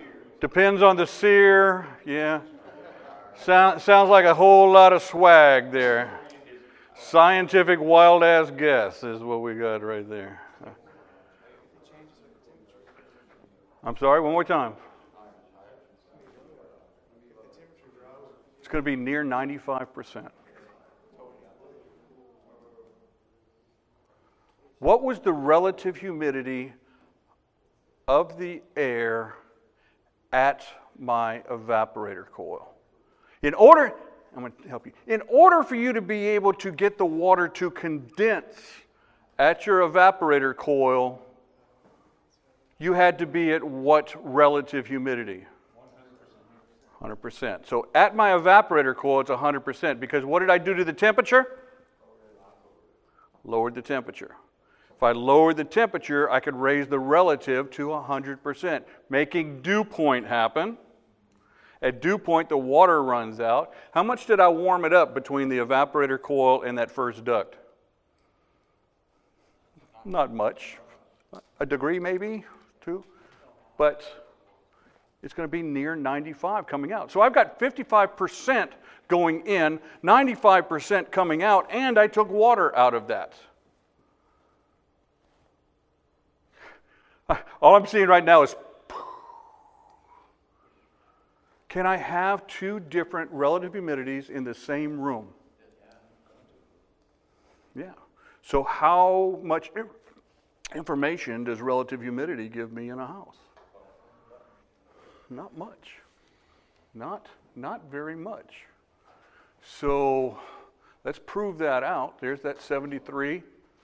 There's that 55% relative humidity. Is that right? Everybody okay with that?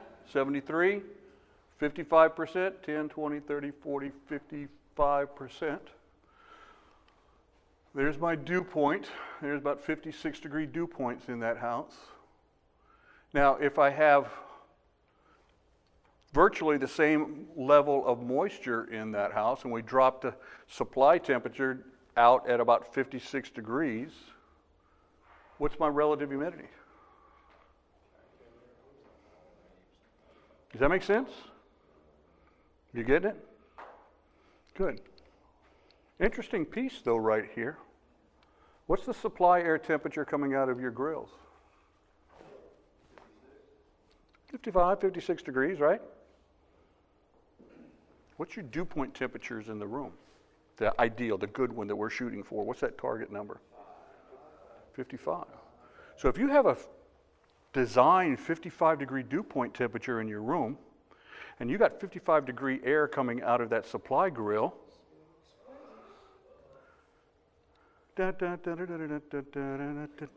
you guys are right on that balance point. You are right there. If you start getting a dirty filter, restricts it a little bit, what's going to happen? Colder air coming out, is that right? What's going to happen to the grill? Good. Some kid leaves a window open. Moisture increases. Your dew point goes to 56, 57. What's going to happen to the grill? You start running that dryer all day long and sucking that moisture in from outside. What's going to happen to the dew point? Are you getting this? Does it have anything to do with relative? Am I solving some problems? I hope so. Because if I can solve your problem faster here, that means less time on the job. Every time you guys go back on a job, I'm sure Josh has told you, how much does it cost you for a recall in this company? I'm guessing about $200, maybe $250. Every time you roll back on a job, it costs the company $250. Well, that stinks, because whatever you guys made on the initial part of this installation, every time that you roll back there, you're pulling $250 off of that for a recall. I want you to get it the first time you hit it. Does that make sense? Cool. Total heat. I told you that we could figure out, if I knew the total heat of the return air and the total heat of the supply air, how much BTUs that air conditioner is actually removing. Is that cool? If I know the CFM of that unit, and I know the HD, that's the heat difference between the supply and the return, times 4.5, that's a constant. Constant means, don't ask me what that 4.5 means, because it's somewhere between nice to know and who gives a damn. If you want to Google it if you're interested, how's that? It's way above my pay grade. So, I said that if I know the wet bulb, I understand the total heat of that air. So if I took a wet bulb reading at my return air, and it was 60, I would do this. And that brings me out to the enthalpy line, which says it's 26.5, right? Good. Then I'm going to take a wet bulb of my supply air and run that out to the enthalpy line, and it says it's 20.3. Everybody okay with that? Good. The HD is the difference between that 26.5 and that 20.3, which is 6.16. Everybody got that? The heat difference from what went into the return to what came out of the supply. Everybody good? All right. Now, if I measure the CFM, and you guys have a lot of ways of measuring CFM. Sometimes your units give it on your thermostat. You guys have flow hoods here, so you can measure CFM on that. We'll show you different ways to measure CFM as well. So the CFM that I showed you with the temperature rise yesterday, that's ways you can do that kind of stuff. But measure it. Measure it. Find out what your CFM is. So in this case, we measured it, and I have 1237 CFM times my 6.16 times my 4.5. I am removing right now, while that system is running, 34,289 BTUs. If that's a 3-ton system, how's it doing? It's doing pretty good. If it's a 3.5-ton system, how's it doing? Probably not doing so good, is that right? Good. A 3.5 ton system would have to remove about 42 is our target, right? About 42,000. So in this particular case, the 3 tons doing all right, 3.5 tons not doing okay. How many times have you gone out on a job site, put a little refrigerant in, take a little bit out, kind of clean the filters, and by the time you got home that night, you're still wondering, did you get it right? Huh? Yes? I got an amen from the front seats now, man. That's great. So if you have that, what I need you to understand is you got a quick reference right here to be able to identify, is that system doing everything it possibly can? Is that good? I think it's great. Oh.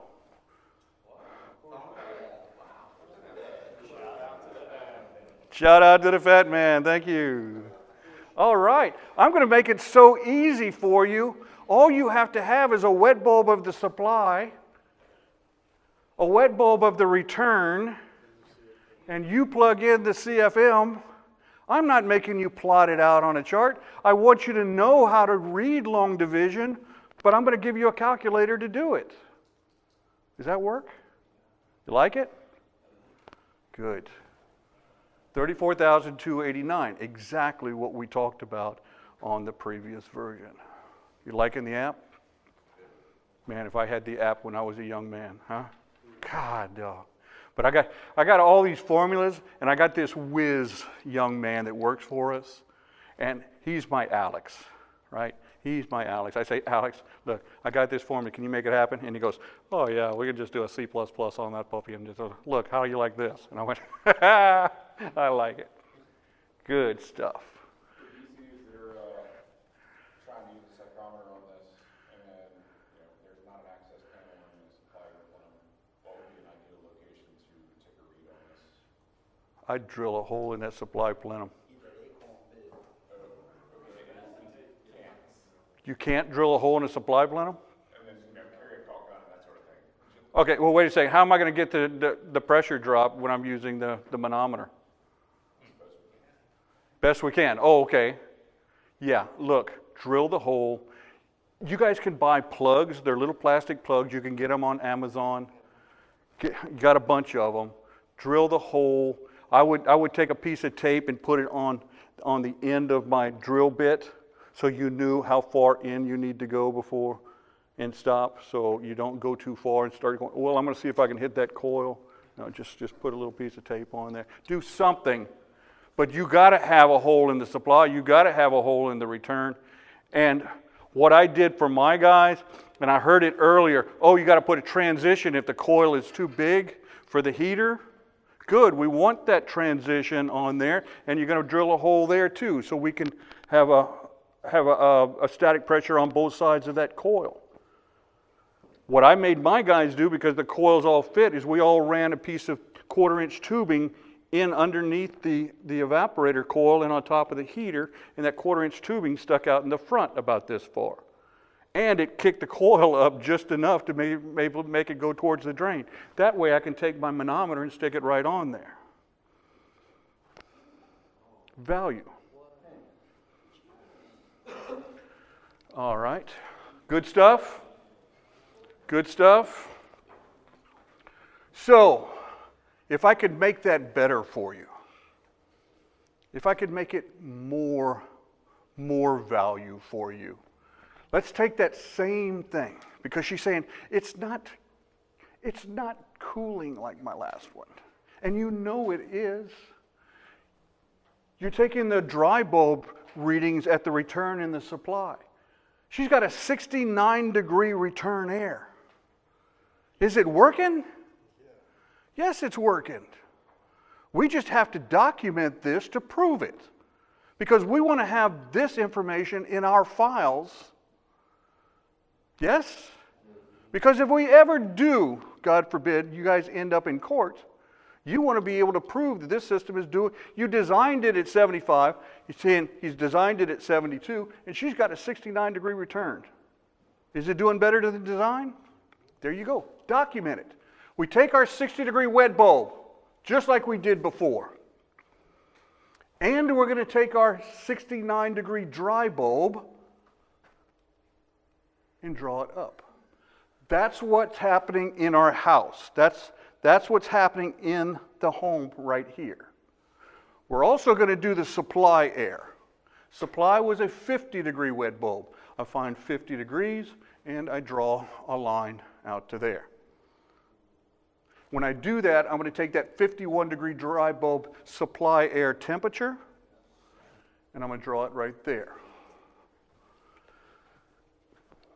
How much did it lower temperature from the return to the supply?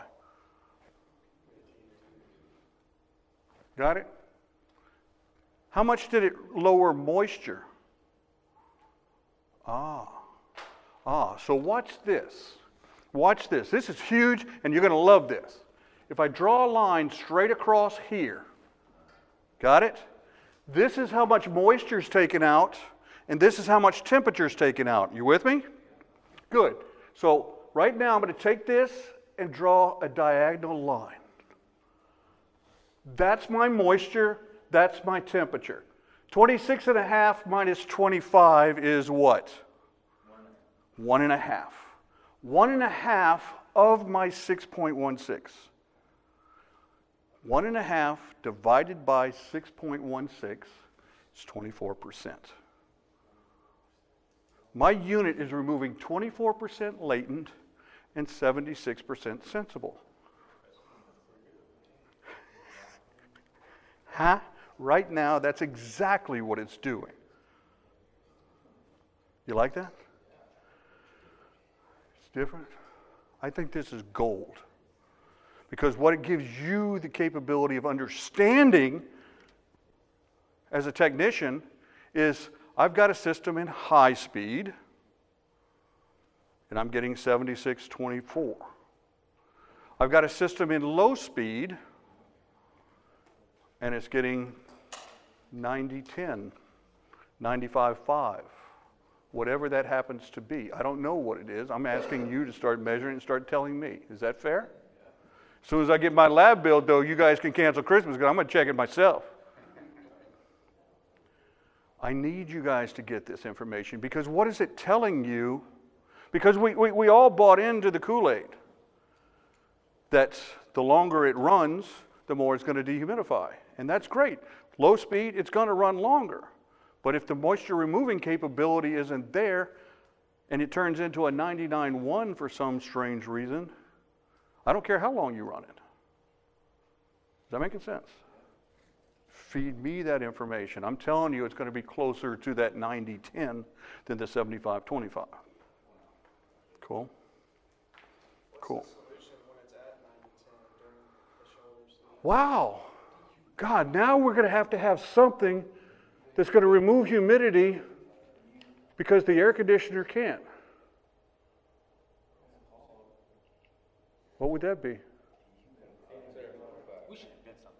We should invent something, right? There should be a law. Guys, you're getting it. You're understanding what's happening here. And it's only becoming a bigger and bigger and bigger problem. Because all the newer dryers, all the large capacity dryers are now removing 300 CFM, not 200 CFM. The moisture level is getting higher outside than what it was. Yes, sir. So whenever, let's say we're running into an issue, the homeowner, they're experiencing negative pressure in their home. Negative pressure, okay. And they're having humidification problems. Sure. Humidity problems. And we installed a dehumidifier, installing a fresh air intake. Good. On that. Good. Beneficial. So we had a customer who did that. They installed a fresh air intake. They had a dampener when it was wide open, and he started complaining that there's too much heat migrating into the home. So we choked that. I choked the dampener back. But, what would be? How would you handle a customer who's saying, "Well, it's too hot now"? Well, he's right. It probably is. But he's not able to turn his air conditioner off. I mean, that's not what we want to do. We want to dehumidify it, but we're bringing in moisture with that. Is that right? Good. So the dehumidifier is going to do that, and it's going to produce some heat as well. A dehumidifier, let's get that real quick. A dehumidifier is a evaporator coil and a condenser coil side by side. And you got a compressor and a fan motor. So what we're going to do is take the air from the house, run it across the evaporator. What's going to happen to the moisture? Run out. And then we're going to take that cold air and run it across the condenser. What are we going to do with that air? Warm it back up. So it's a net 0-0 for my condenser and my evaporator. But I am going to pick up some heat because I have a fan motor in there and I have a compressor in there. So there is a net amount of heat that we're going to pick up. And I'm going to pick up some heat from outside. Is that right? Good. So I will always be putting heat into the house with this, but it's a dehumidified heat. So the moisture problem was the big problem. We didn't ever have any problems lowering temperature. We just couldn't get the humidity out. That was where our problem was. So let's let the dehumidifier remove the moisture and let our air conditioner take care of the temperature. Because it's running on low. It can pick up, yes? And we have lots of air conditioning. We just don't have a lot of moisture removing capability. So with that customer, yes, you can damper down some of that, but I would be more instructing them, let's set your thermostat where you need it. Don't turn it off to save energy. We're gonna do this so we can keep your comfort level right. Cool? Good. Good question. So let's start putting the pieces together. This is really the crux of so many problems we have in this area. And I ask who's got psychrometers, and half of you do. So if one of the very best companies in this city is only halfway looking at moisture, I know what the other ones are doing. Does that make sense? There's a lot of opportunity out there. So let's find out what happened. Why is all that equipment sweating in those attic spaces? In the 70s, in the afternoon, man, it got all the way into the 90s. What? Unbelievable. It was just hotter then, right? It was 90 degrees. The dew point temperature was 75 degrees. Oh, hell, that's what it is now, right? It's still the same. Okay, so we had 55-degree air coming out of our supply ducts. Probably the same we have now. Nothing there has changed. But in that attic space, it was 130 degrees. Back when men were men, you used to burn your hand on a screwdriver when you picked it up off of that unit. It would raise a blister. It was 130, 140 degrees up there. If it was 130, 140 degrees up there, what was the skin temperature on that unit? Let's call it 100 to 115. If it's 100 to 115 and my dew point is 75, what's not happening? It's not sweating on there. It's just the technician. Is that right? Wow. Okay. Well, then the sun went down. And during that time that the sun went down, you like that? That's pretty good. We did that for you.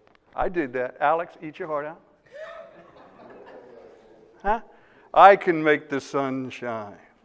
All right. Well, now the attic cooled down to a cool, comfortable 105 degrees. Huh? And how do I know that?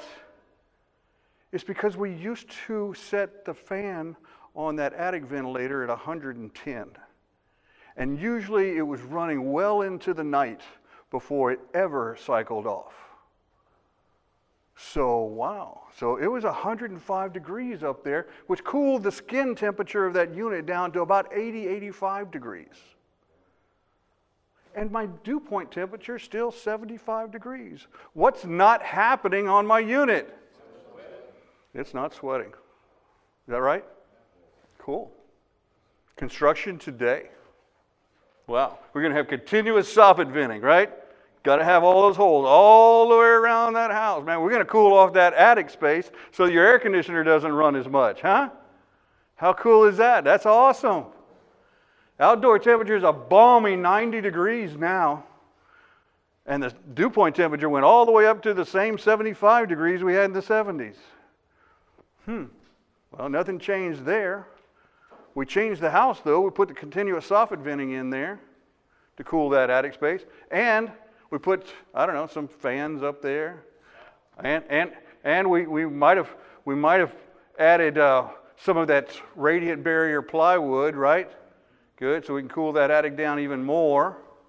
And so now the attic space during the heat of the day gets to 100, 105 degrees. Man, you guys have it made up there now. Well, if I do that, what happened to the skin temperature of that unit?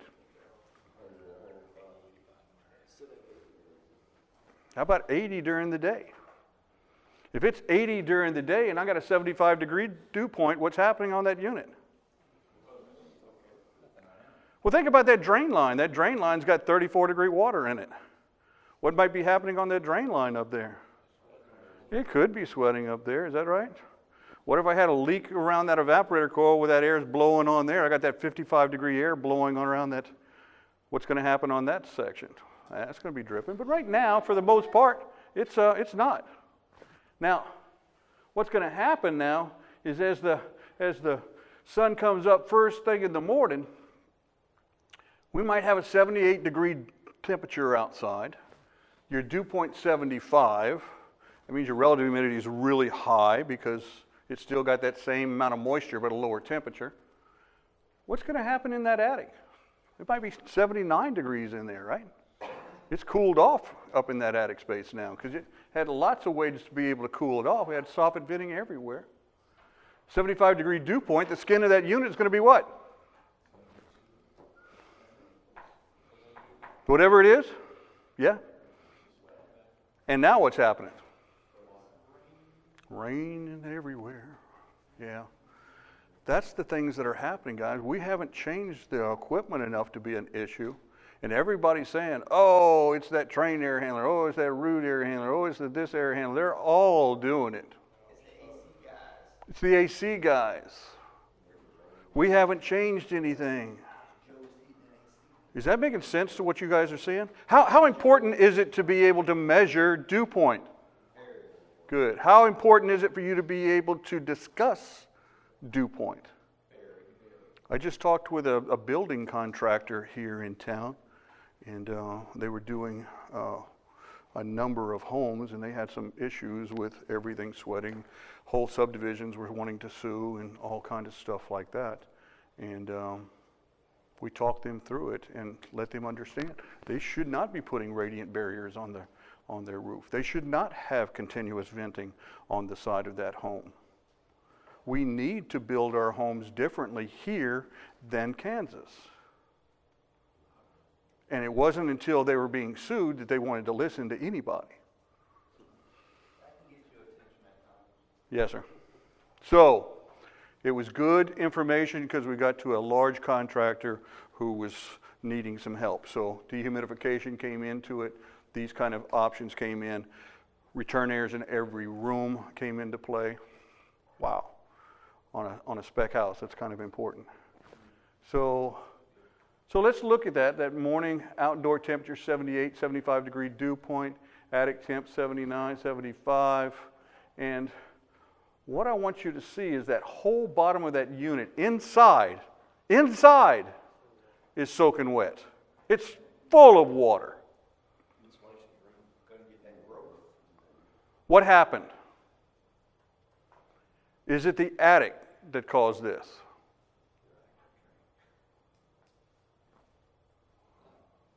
If my problem is inside the unit, it's from inside the unit. If it was dripping out here, it's from outside sources. If it's soaking wet inside here, it's inside the unit. Where does the water come from? Primary pan, coil, from the house, from the drain.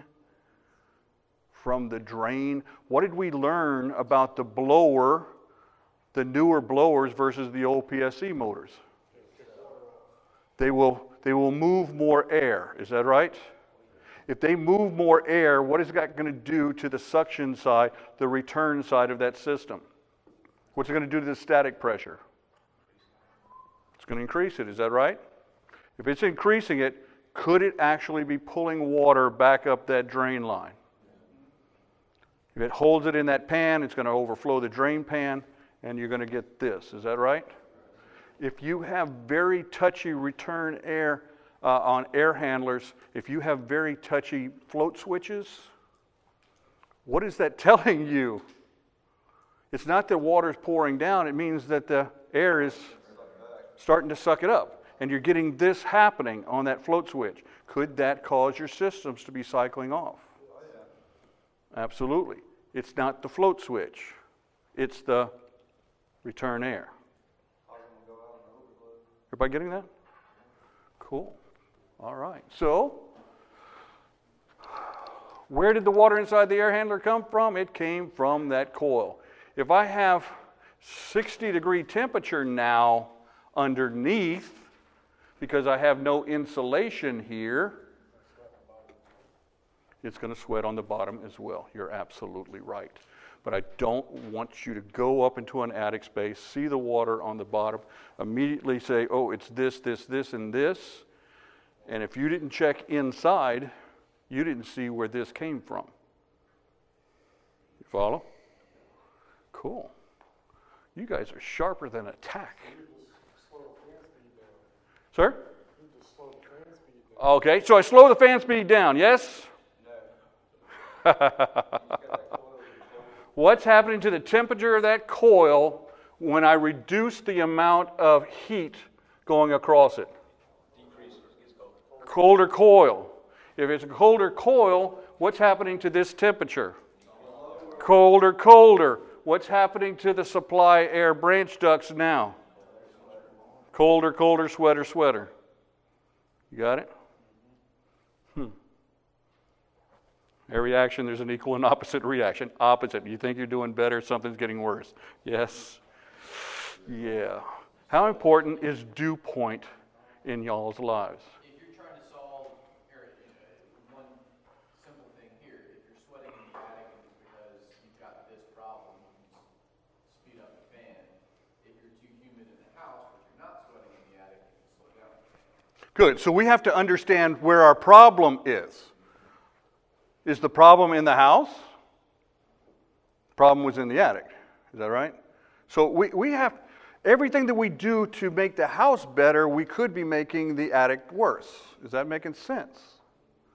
Understanding where that problem comes from is huge. And how do you solve the problem in the attic? What do you tell the customer? What do I tell them? Because I have no skin in the game? Warm up the attic. When it was 140 degrees in the attic, guess how many units sweat? So are you saying we shouldn't fix the attic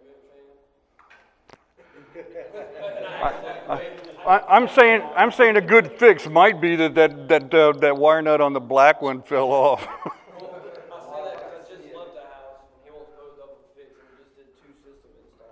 Well, you know. Talk to him about it because I don't know how they're going to react. Okay, so what I would do is I would take that data logger that he has and say, look, right now is not a good time for us to understand what's happening up here because it's a drier part of the year.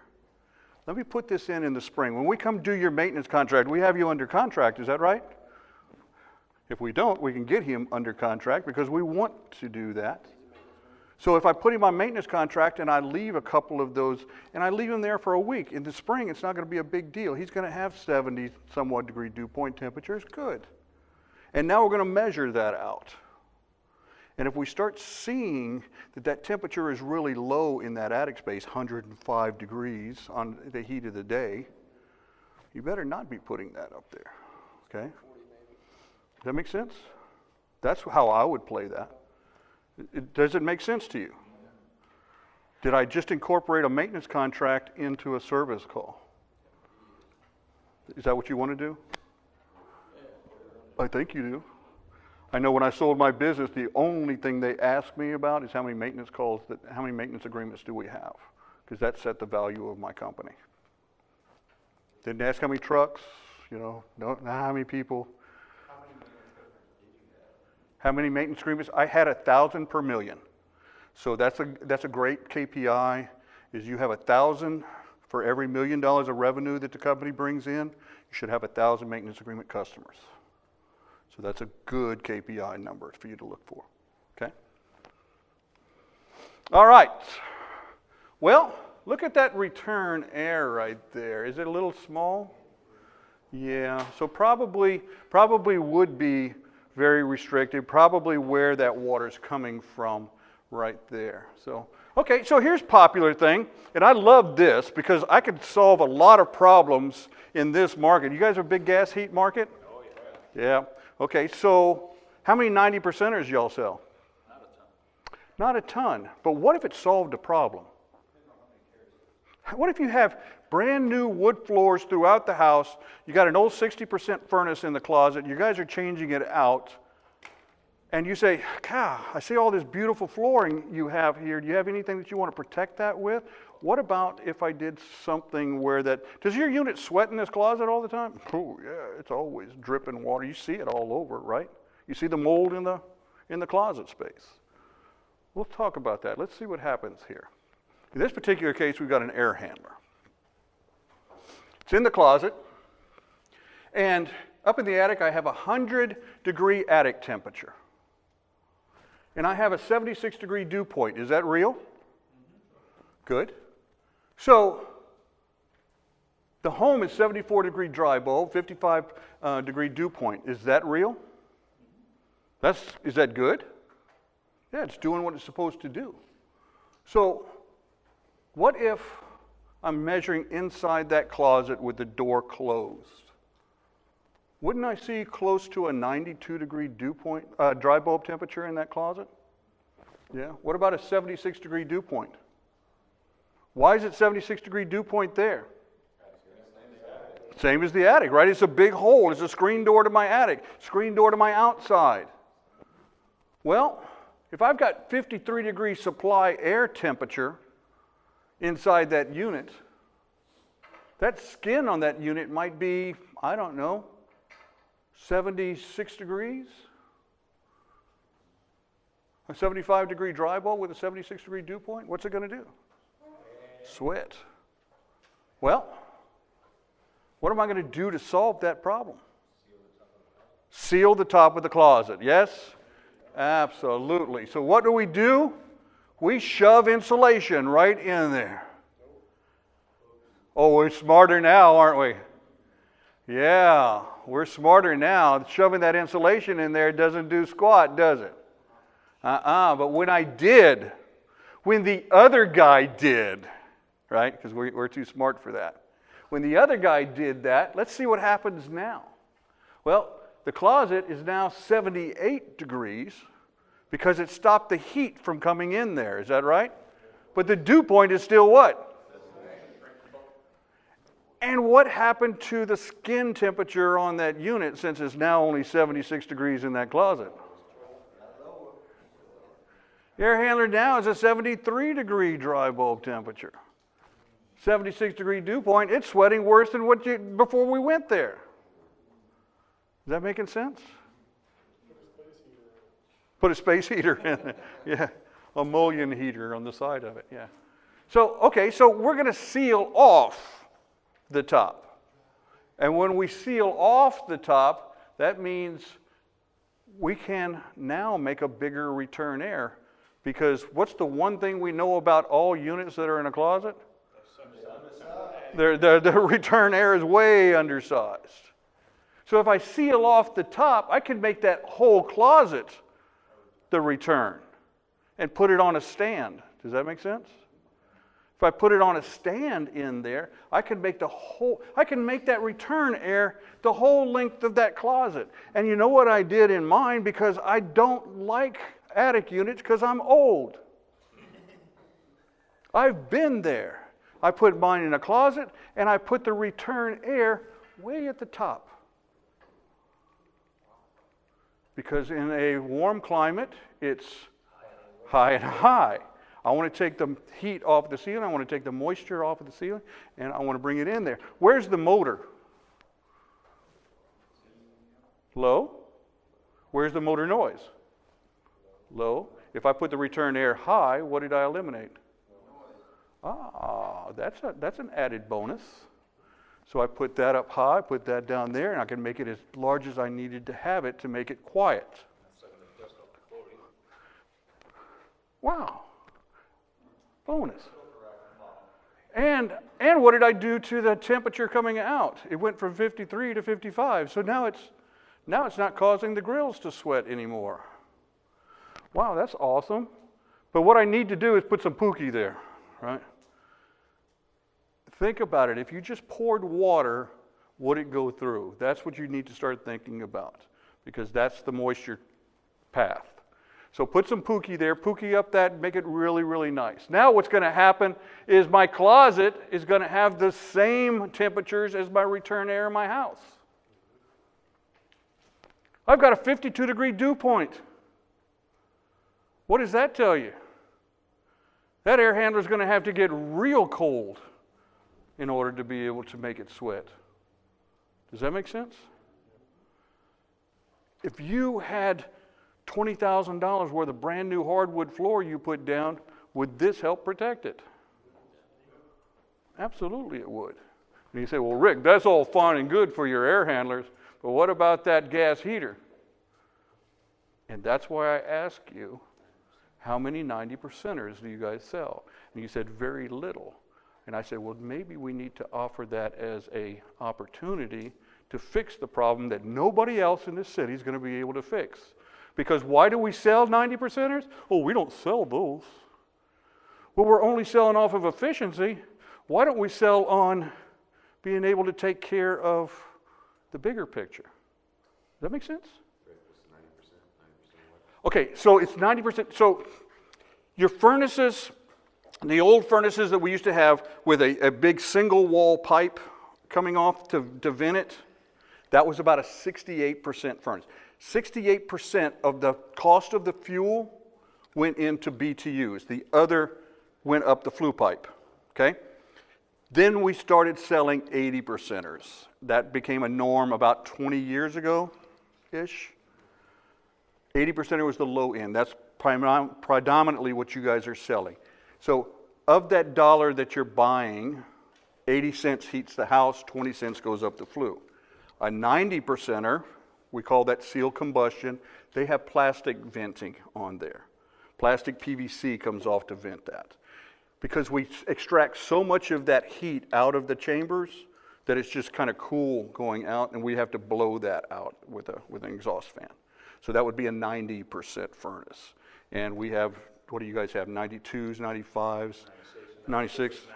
Oh, really, we're up to 98s? Okay, so we have some high efficiency furnaces that we have available where most of the money that they actually spend goes towards heating the house. Does that make sense? Cool. I kind of went off a little road, but I think it was needed to be known. Good? All right. All right, so nice. If I have a 69-degree skin, what's going to happen? We have solved the problem. We have solved the problem of the world. Everybody okay with that? Guys, this is the way to go. You guys should be putting stands. You should be pulling out those platforms on every call you can. Get rid of those platforms. You can increase the return air, get that proper, and you'll be able to eliminate that sweating issue on the equipment. Now, Please, please. we'll have to bring for a 96% furnace, we'll have to bring combustible air in from. Yes, it'll be a two-pipe system. Is that right? You'll have two plastic pipes. One of them is your intake combustion air, and the other one's going to be your exhaust vent air, and they'll both go into a concentric vent on the roof. And the outer one is going to be sucking air in, and the inside one is going to be venting out. Does that work? Cool. Like it? Something that your competition is not offering. How do you make yourself better? They're going to get into a feeding frenzy everywhere else. And they're going to say, well, you don't need a 90%er. You guys are showing them why they want one. Yes, sir? Any recommended method for sealing the top of the closets? Yeah. Remember that duckboard you guys hate? I use that styrofoam board. Styrofoam board? Good. So tell me this.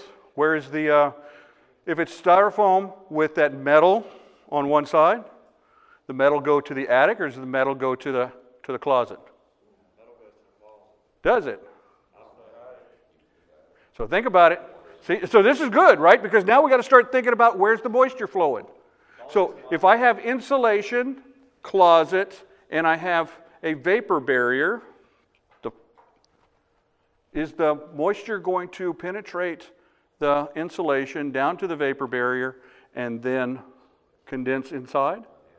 What if I flip it and put the vapor barrier on the top, stop the moisture from entering the insulation? Huh? Good. So where do I put the vapor barrier on a home down south? Where do I put the vapor barrier on a home up north? Because I want to keep that moisture in up there. I want to keep it out down here. It's always installed upside down. It's always backwards. Why? Why? See, that's my big question is why do we do it backwards? Why do we screw it up? Why do we put the paper right next to the sheetrock on that ceiling? Well, the reason is we didn't have any need for insulation down here. Where did insulation start? Or where it was cold. Keep the heat in. So then as it started working its way down, the installer said, do it this way, do it this way, do it. We learned from the guy who learned from the guy who learned from the guy. And as it got down here, you put the paper to the inside of the house. And that's how it got started. And then we didn't figure that out for many years later when it started molding and mildewing in that paper many years later. To me, that's interesting. Cool. Good question. I'm glad we were able to answer that here. Good. All right. All right. Well, I told you that the equipment has gotten smaller. The ductwork, we're still using the same insulation we always did. State says all we have to put is R6 on there, and my God, that's if they set a minimum, we're going to see if we can get it lower than that. So R6 is our minimum for the state. The stuff's still in the attic space. Building science says that the very worst place to run ductwork is in the attic space outside of the thermal barrier, especially when it's in a cooling dominant climate. That's us. That's our world. Is that right? So they're saying that's the worst place. So that's where foam came into play. Because what did we do with the thermal barrier? That's where our thermal barrier is. So foam may or may not be a good deal. That's your call. We'll work with those answers as well. But I think when it's approached properly, it's good. But when it's approached improperly, it's not. So ductwork. Sweating in the ductwork. Here's an R6 ductwork. That's that 1 inch. That's that good stuff, right? Inside that duct is 55 degrees. Outside of that duct on that vapor barrier, it's 100 degrees. And I have a 75-degree dew point. Well, the longer that 55-degree air runs through that duct, what do you think is going to happen to that insulation? The insulation is going to get cooler, and it's going to get cooler until it reaches that outside thermal barrier. And if it's 74 degrees now, it's going to. What is the run time we want to have on variable speed equipment? So we're trying to run the equipment longer and longer, which is going to cause the thermal washing to happen. And what's going to happen to the ductwork? Good. Isn't that interesting? Thermal washing.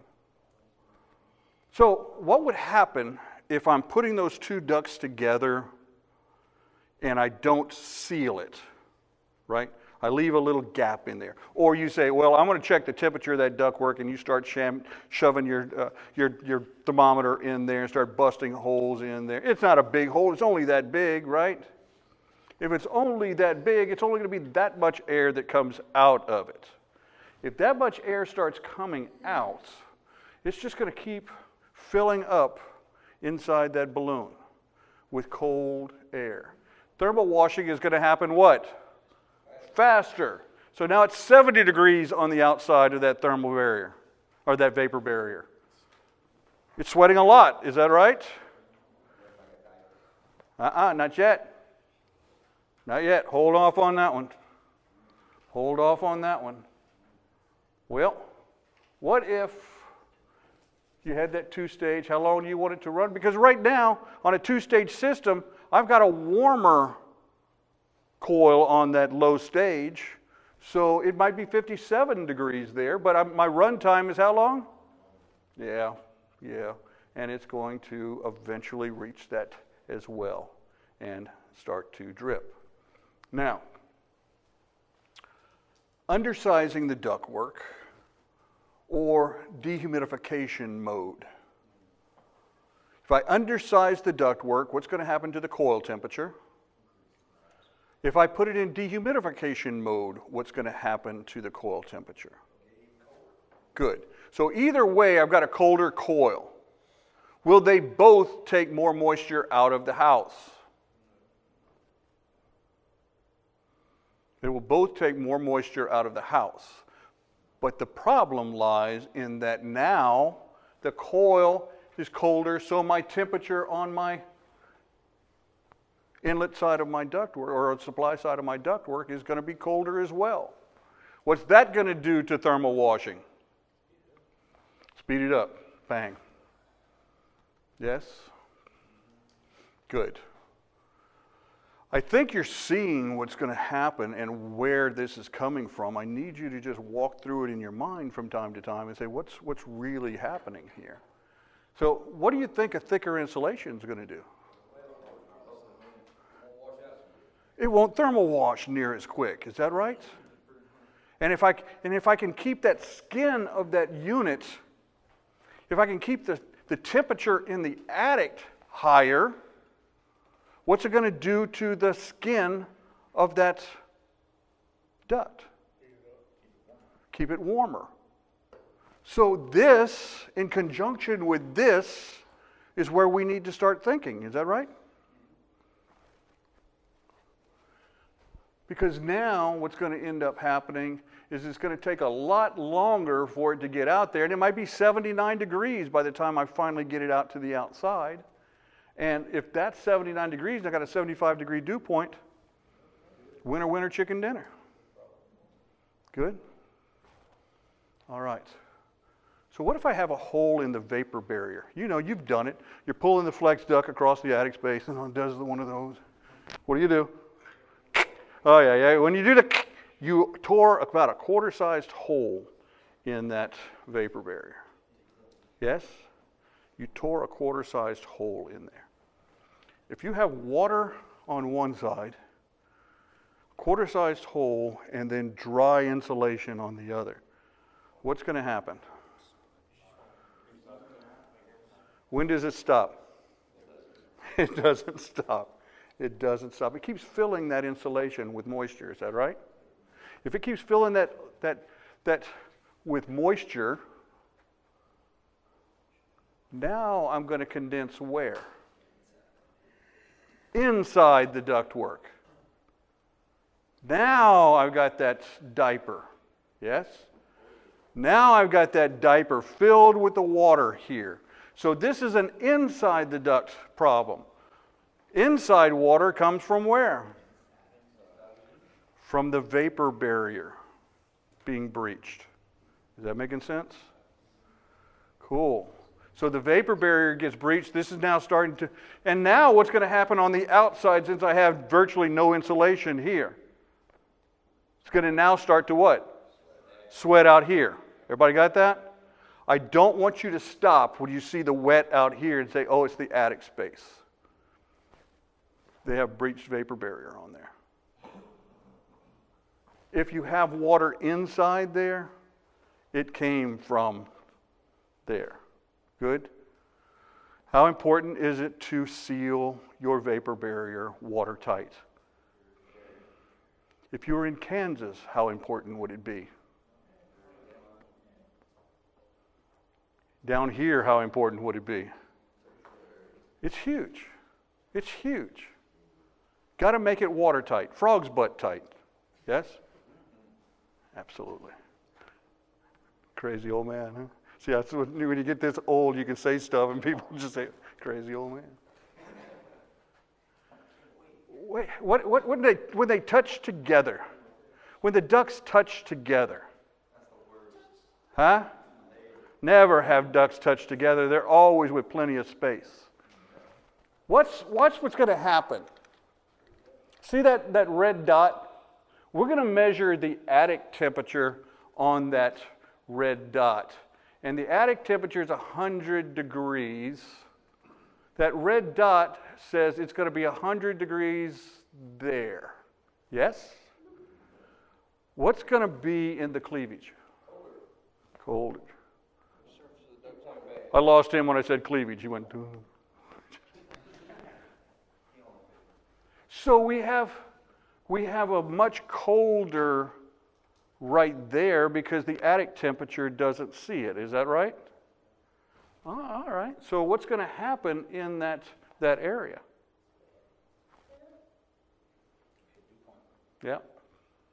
It's going to be 72, 73, 74, and it's going to sweat right there. So the code says now that we have to be able to separate them and suspend them. Is that right? Good. Because if it's sitting on insulation in the attic space, we're doing the same thing. It never happened until we started cooling the attics off. When it was 140 degrees up there, even when it sat here, it's still 105 degrees underneath there. Now that we cool the attics off, we have to suspend everything to get that attic temperature all the way around that ductwork. Am I following that? Cool. Just making sense to anybody? Rick, I got an interesting quick one. Please. We did a house, and some of you guys are probably on this job. We insulated around some ductwork. We blew in some cellulose insulation and blew it into, good 12 inches thick. Good. 12 inches deep. And it was actually going up the ducts about 10 inches. And the next day, the guy calls me and says, hey, I have water dripping on my master bed. Right. And sure enough, the ducts were sweating under the cellulose insulation. Is that because it was being cooled off, keeping the heat off of it, but no vapor barrier to protect the moisture from getting Yeah. We went back and wrapped another layer of insulation around and down in the cellulose, and so far that seems to have stopped it. Something like this. Wow. I've got ESPN.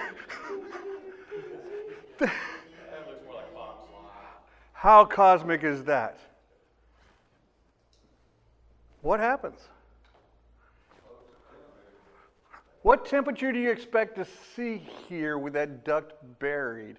Let's see, how about, I don't know, if that's a 100-degree attic, let's call that, I don't know, let's call that, I don't know.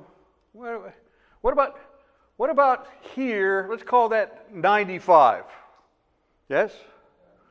What about here, we'll call it 85. Let's call it 75 here. What's the dew point temperature? I just made that easier for it to reach dew point by cooling off the outer shell. Does that make sense? Wow. So all of those boxes that are in the ceiling that have water on the top of them, you know the ones I'm talking about. And you take that insulation and you pile it up on there because, by God, we're going to keep the heat off of that. Is that right? What did we just do? We made it cool. We exasperated it. Absolutely. How about, think this through, instead of using the boxes we're using, why don't we use a foam box? The box with the foam on the outside instead of that half-inch insulation on the inside. Yeah. It's an ice chest. Does your ice chest hold water? Sure. So now what I'm doing is I'm stopping that moisture from ever getting to the can. Now can I pour insulation on the top of it? Absolutely, I sure can. So, quick question. So, if you're like spray foam It can. It can. It can. But what the question was, do you have an open cell or closed cell foam? Because open cell foam will suck up the moisture, so it can make a problem as well. Closed cell foam stops. Most, and I'm not gonna blanket this. Most of the cans of foam are closed cell foam. I would be looking for one that I could use exterior, because if it's an exterior foam, it's going to have moisture retarding capabilities. If it's the cheapest foam that you can get from Johnny on the Spot supply, then it's going to be an open cell foam. Yeah, does that make sense? Good. Look for an outside, an exterior foam. Good. Answers your question, right? It's almost like I've seen this from time to time. Yes. Does this help you guys out there? Good. Did that help you with that foam box? Prices are virtually the same. Okay. Installers? No installers here? It's a little bit harder to install. Okay. But it's worth it in the big picture. All right? All right, so let's look at something else. Because the bathroom always has mold on the ceiling, and it always has mold on that supply air grill. Is that right? Always. It's rusted grill. What do I know about the proximity of the grill in the bathroom and the exhaust fan in the bathroom? If you can get a dollar bill between them, you've got a lot of space. Is that right? It's like we have to do this. So what's going to happen is we've got the exhaust fan and we've got the supply air duct, and they're in this encapsulated home, or in this home where my air barrier is relatively tight. So what happens when I start exhausting out of there?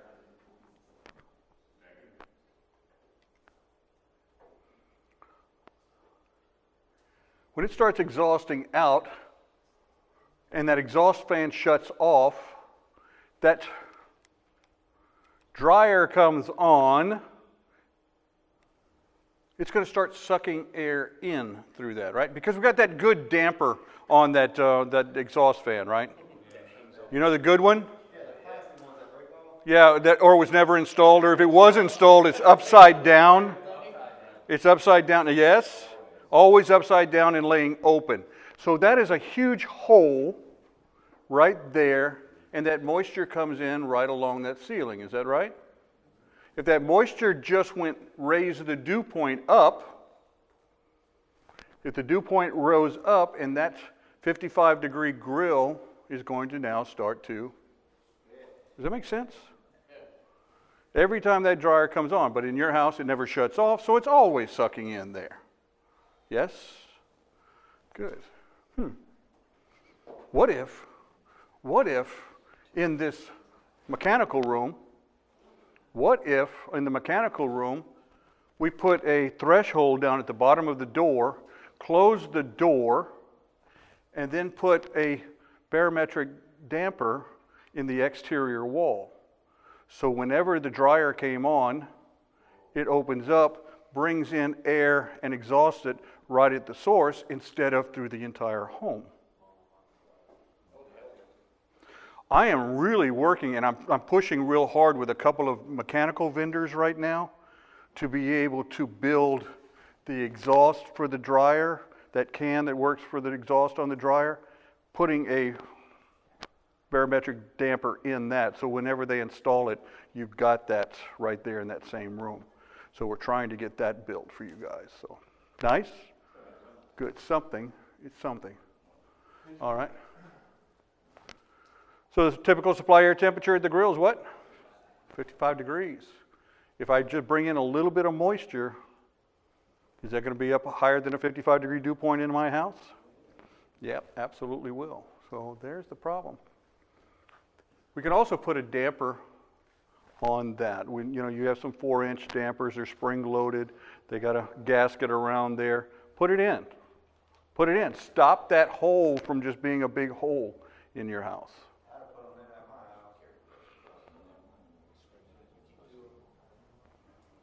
Good. Butterfly damper, yes, sir. Second, the laundry area, is it possible, similar to what you were saying, adding like a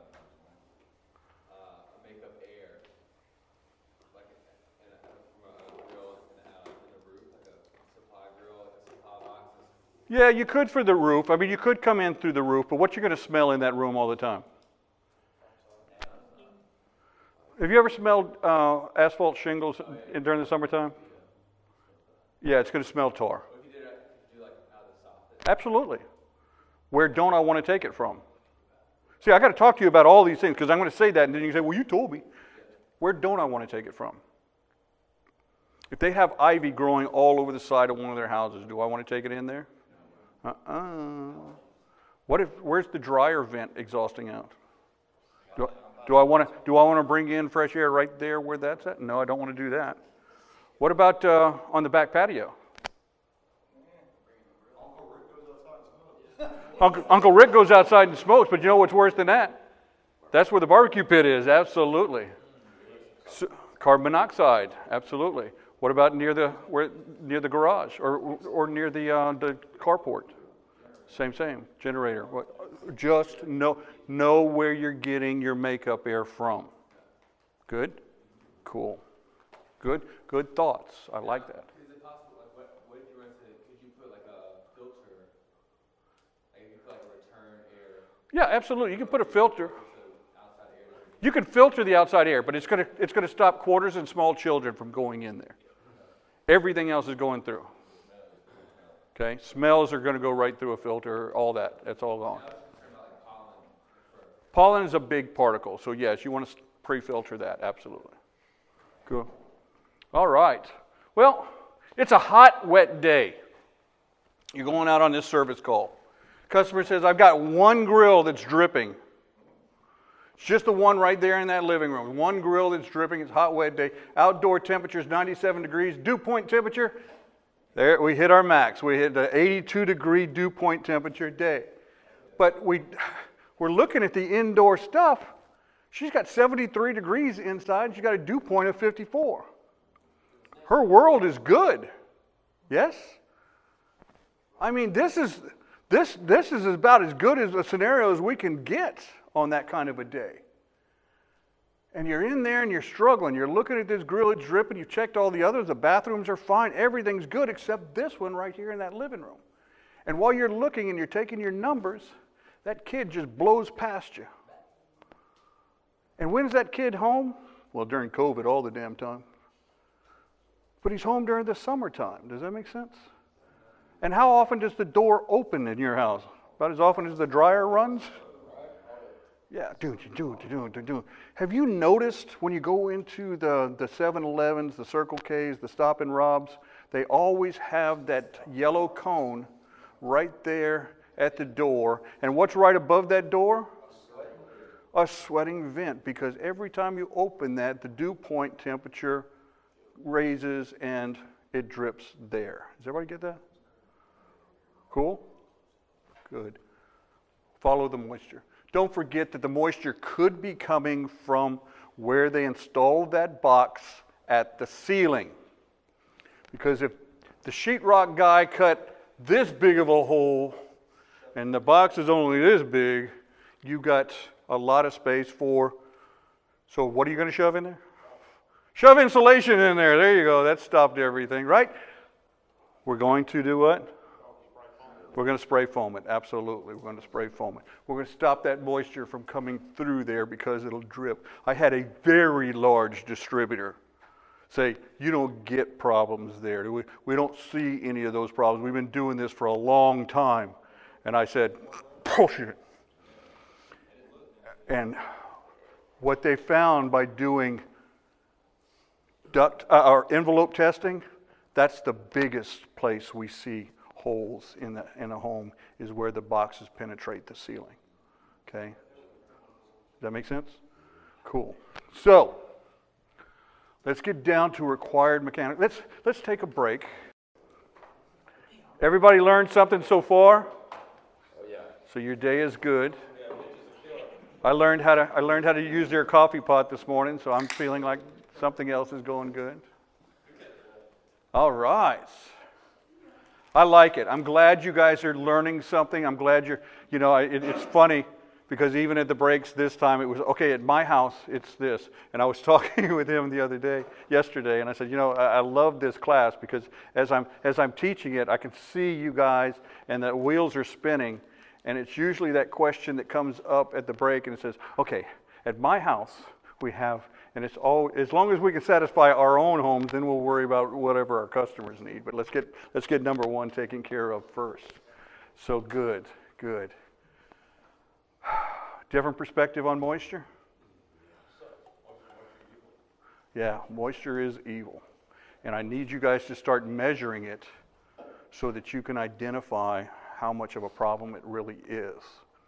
Because if we're just continue doing the same thing, that thermometer is not telling me much. Okay? All right. Required mechanical ventilation. The codes require mechanical ventilation within the state.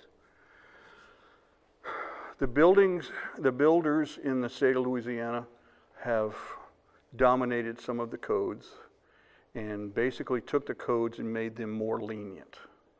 So you guys are required to do duct leakage certifications on all jobs.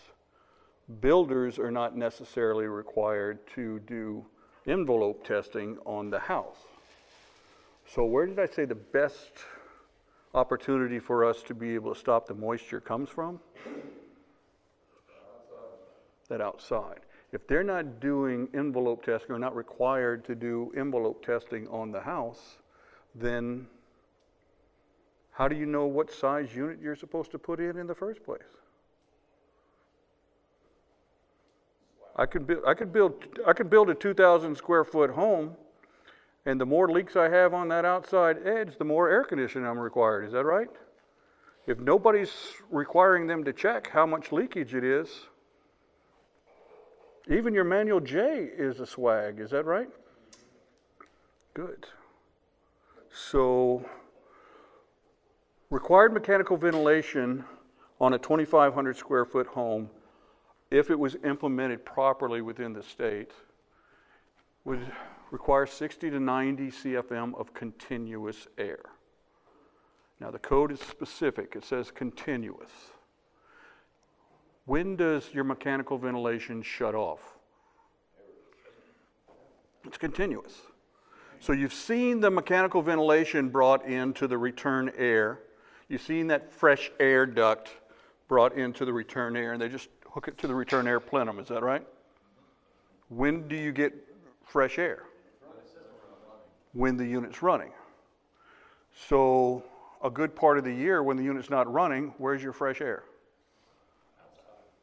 Does that make sense? The code says continuous, 60 to 90 CFM. I've heard guys talk about, well, I've got this neat foam home and it's working good, but we ended up doing some changes because we needed the house to breathe. And I'm saying, yeah, absolutely. We do need the home to breathe. Well, the home breathing is either going to come from outside naturally through the leaks, yes, that's breathing of a home, or you can put it on a respirator. By putting it on a respirator, you put exactly the right amount of air, and it comes in continuous. Does that make sense? And if I'm bringing it in continuous, does the home go positive or negative? Positive. So how am I getting the air out if I'm bringing that air in and making the home positive?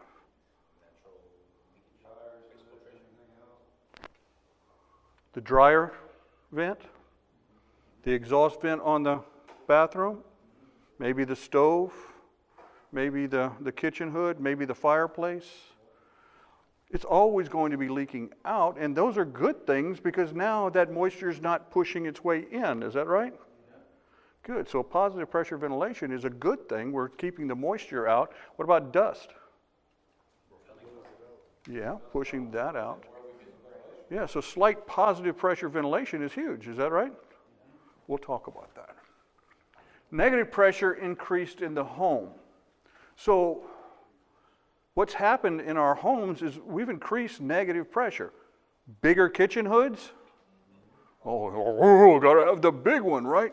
Gotta have that Benson 16,000, right? Absolutely. So we're going to be doing that. And how often do they cook? Always. Never. That's it. But when they turn it on, how much of an effect does it have on your home? It is huge. It's huge. And we'll talk about all of that too. There might be 12,000 CFM hoods on there. Dryers run more often, yes. We've figured that out. And now the dryers are coming in at 300 CFM. I've been seeing those recently. So all of those are places that moisture is being forced into your home.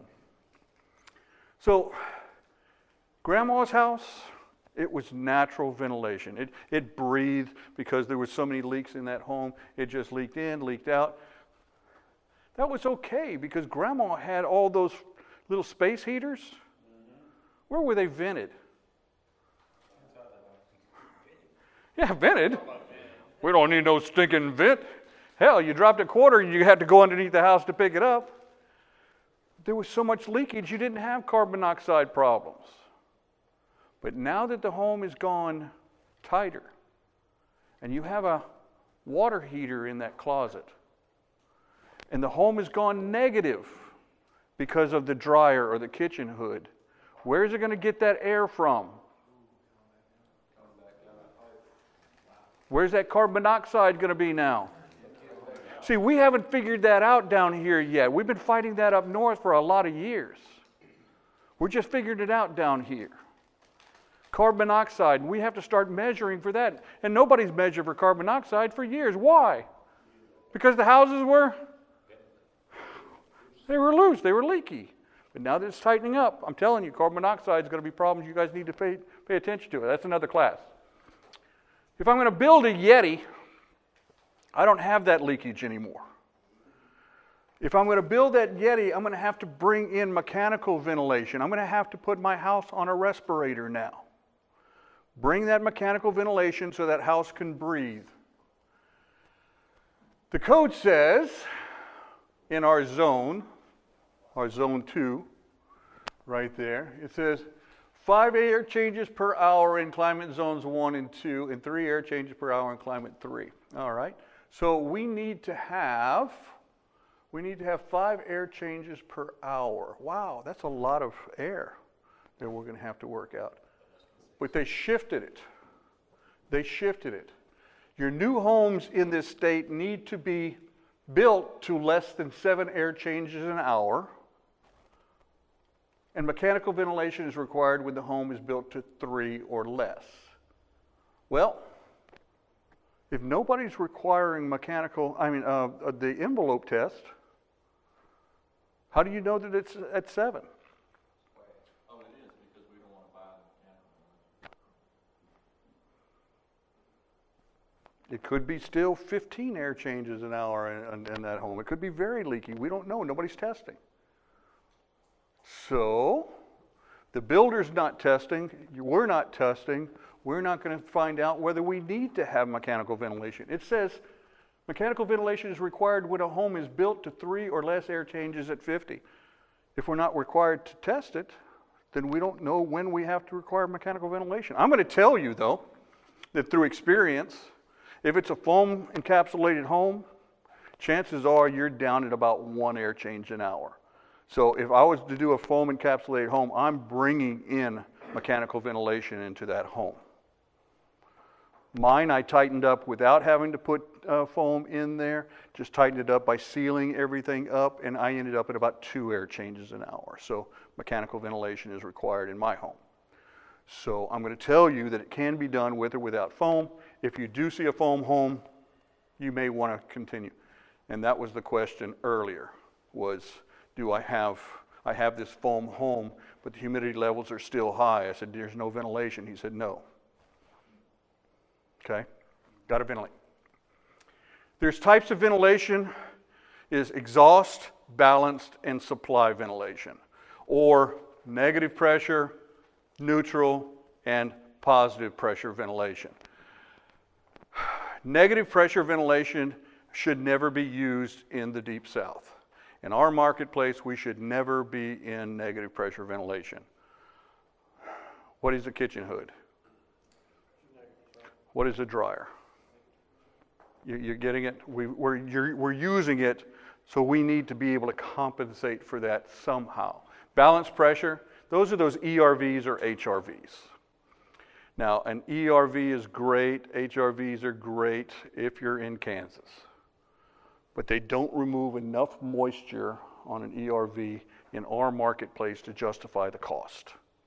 Okay? Supply ventilation, it's a positive pressure. It's going to be something that brings in air, makes the home blow up, and forces it out. That's what I'm going to suggest you guys start looking at in this marketplace. Is that something more like a dehumidifier with pressure in there? Yes, if I'm bringing in air from outside, that home is going to do it. Does that make sense? So, dehumidifier with fresh air, absolutely. How much AC is needed to overcome that 60 to 90 CFM? All right? What is it really doing? When I'm bringing in that mechanical ventilation from outside, I'm bringing in heat, I'm bringing in dust, and I'm bringing in moisture. Exactly what you saw, is that right? I brought more heat into the house. Let's see what happens there. And remember that total heat formula that I gave you? We needed to know the difference in the wet bulbs, and we needed to know the CFM. Do I know the CFM? Good. So let's take those numbers and let's work with that. The outdoor air, it's a 95-degree dry bulb day. It's 60% relative humidity. My enthalpy is 45.5, and my dew point is 78.9. Is that real? Numbers are real? Good, okay. For this market? Good. Homeowner wants 70-degree air inside the house. She wants 50% relative humidity, and that puts my enthalpy at 25.5. Yes? Good. So does everybody understand where the enthalpy line is? Good. So the difference in enthalpy is my HD, is that right? My heat difference. So 46.5 and 25.25, my difference in enthalpy is 21.25. Does everybody get that? Yes? That's my HD.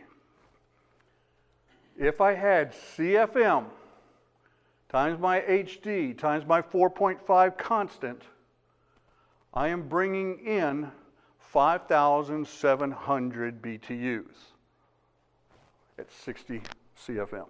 Does everybody see that? How much tonnage is that? Half a ton. Now wait. That's a half a ton of heat being brought in. Yes? Total heat. But remember, we did this, and then we did this. Remember that? I said this was what? Moisture, and this was temperature. So the difference between that 46.5 and that 31.75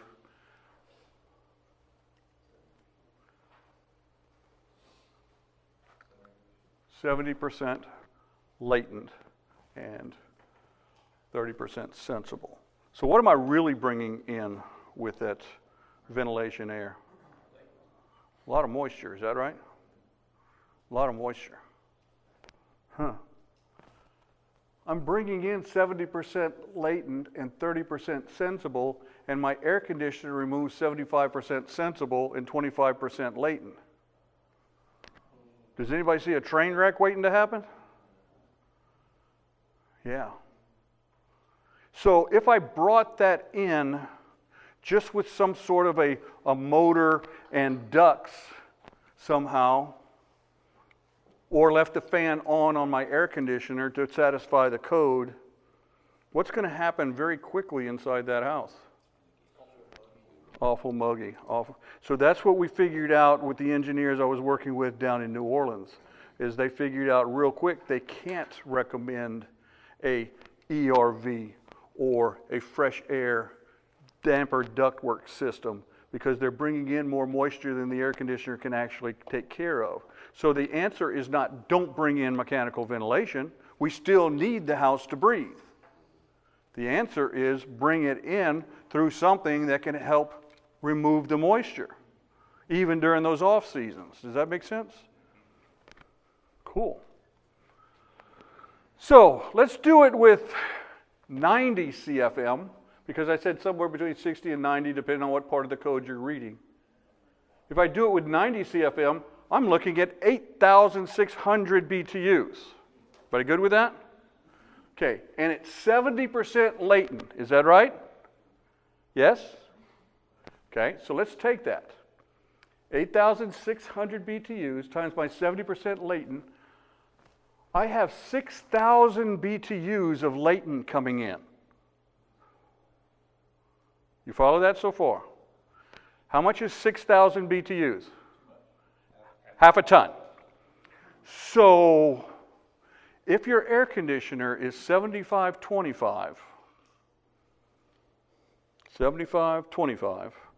and you require a half a ton of air conditioning just to be able to take care of that ventilation, how much air conditioning do I need in order to be able to get that half a ton of moisture removal? 2 tons. Half a ton, half a ton, half a ton, half a ton. I need 2 tons of air conditioning to be able to remove that 6,000 BTUs of latent we just brought in. So by putting in this ventilation air, I just added 2 tons of load to that house. What did I do to the sensible on that system? It's oversized. What's going to happen to the runtime? Are you seeing the train wreck? Damned if you do, damned if you don't. And guys are out there trying this. They're putting this stuff in and they're trying it, and then they're saying, well, I upsized it, but it got worse. Maybe we need something that we can remove humidity without cooling the space. Like a dehumidifier, maybe. Yeah. You say, well, Rick, you picked the hottest day out of the year to go ahead and give us that example. I mean, that was the ugliest day out of the year. Okay, I'm good with that. I understand that. Let's take a 75-degree day, 70-degree wet bulb on that. And that's kind of cool outside. She still wants 70 degrees inside her house and 50% relative humidity.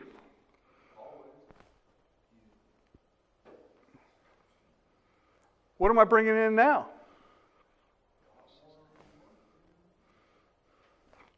87% latent. It's not more BTUs, but the percentage is much higher. Does that make sense? So even during the shoulder season, is that fan still running? Is that ventilation air still running? Yeah, it's supposed to be 24 hours a day. It's supposed to be continuous. So with that, even on the shoulder season days, I'm bringing in more moisture than I am temperature, so the air conditioner is never going to cycle on, is it? But it's going to start feeling pretty muggy.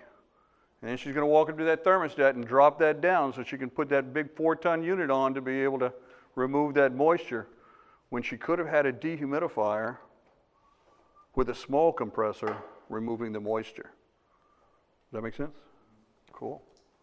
All right. A lot of BTUs, a lot of BTUs. Okay, so the exhaust system, let's take that same scenario, that same set of conditions we had. We're going to turn on your dryer, we're going to turn on a kitchen hood, we're going to turn on an exhaust fan in the house. Remember that for every CFM that goes out of the house, 1 comes in. 1 goes out of, 1 comes into. All right? On a negative pressure home, if I have that outdoor air, it's 95, 60% relative. The enthalpy is 46, indoor temperature 70. We have that. Doing the same math we just did. If I have an home built like this and I'm exhausting out, and this might be a bathroom exhaust, it might be whatever, but it's exhausting 100 CFM out. If it's exhausting 100 CFM out, it's 9,500 BTUs that are being pulled in. Times my 70% we just talked about, that's 6,000. That's that quarter, that half a ton, and I need 2 tons just for that 100 CFM exhaust fan. Bath fans are now 100 CFM, right? Yeah. Well, let's take that and figure out where all that moisture is coming in. Windowsills? Where is he? Where's my guy? Windowsills? Yes? How long are they lasting? Brand new homes, right? If I have 100 CFM exhausting out and I've got moisture pouring into that windowsill, how long is it going to last? And he's with me. He's seen it. He's experienced that. So that's great. That's that 50 CFM. So even just a 50 CFM exhaust fan, basic exhaust fan, I'm still looking at 1 ton of air conditioning. Run that thing for 1 hour, and I need 1 ton of air conditioning to compensate for that. Clothes dryer. There's your 200 CFM. 19,000 BTUs being brought in. How often? Every hour. Every hour. Do that 70%, that's 13,000 BTUs of latent heat. That's 1 ton of latent. 1 ton of latent moisture.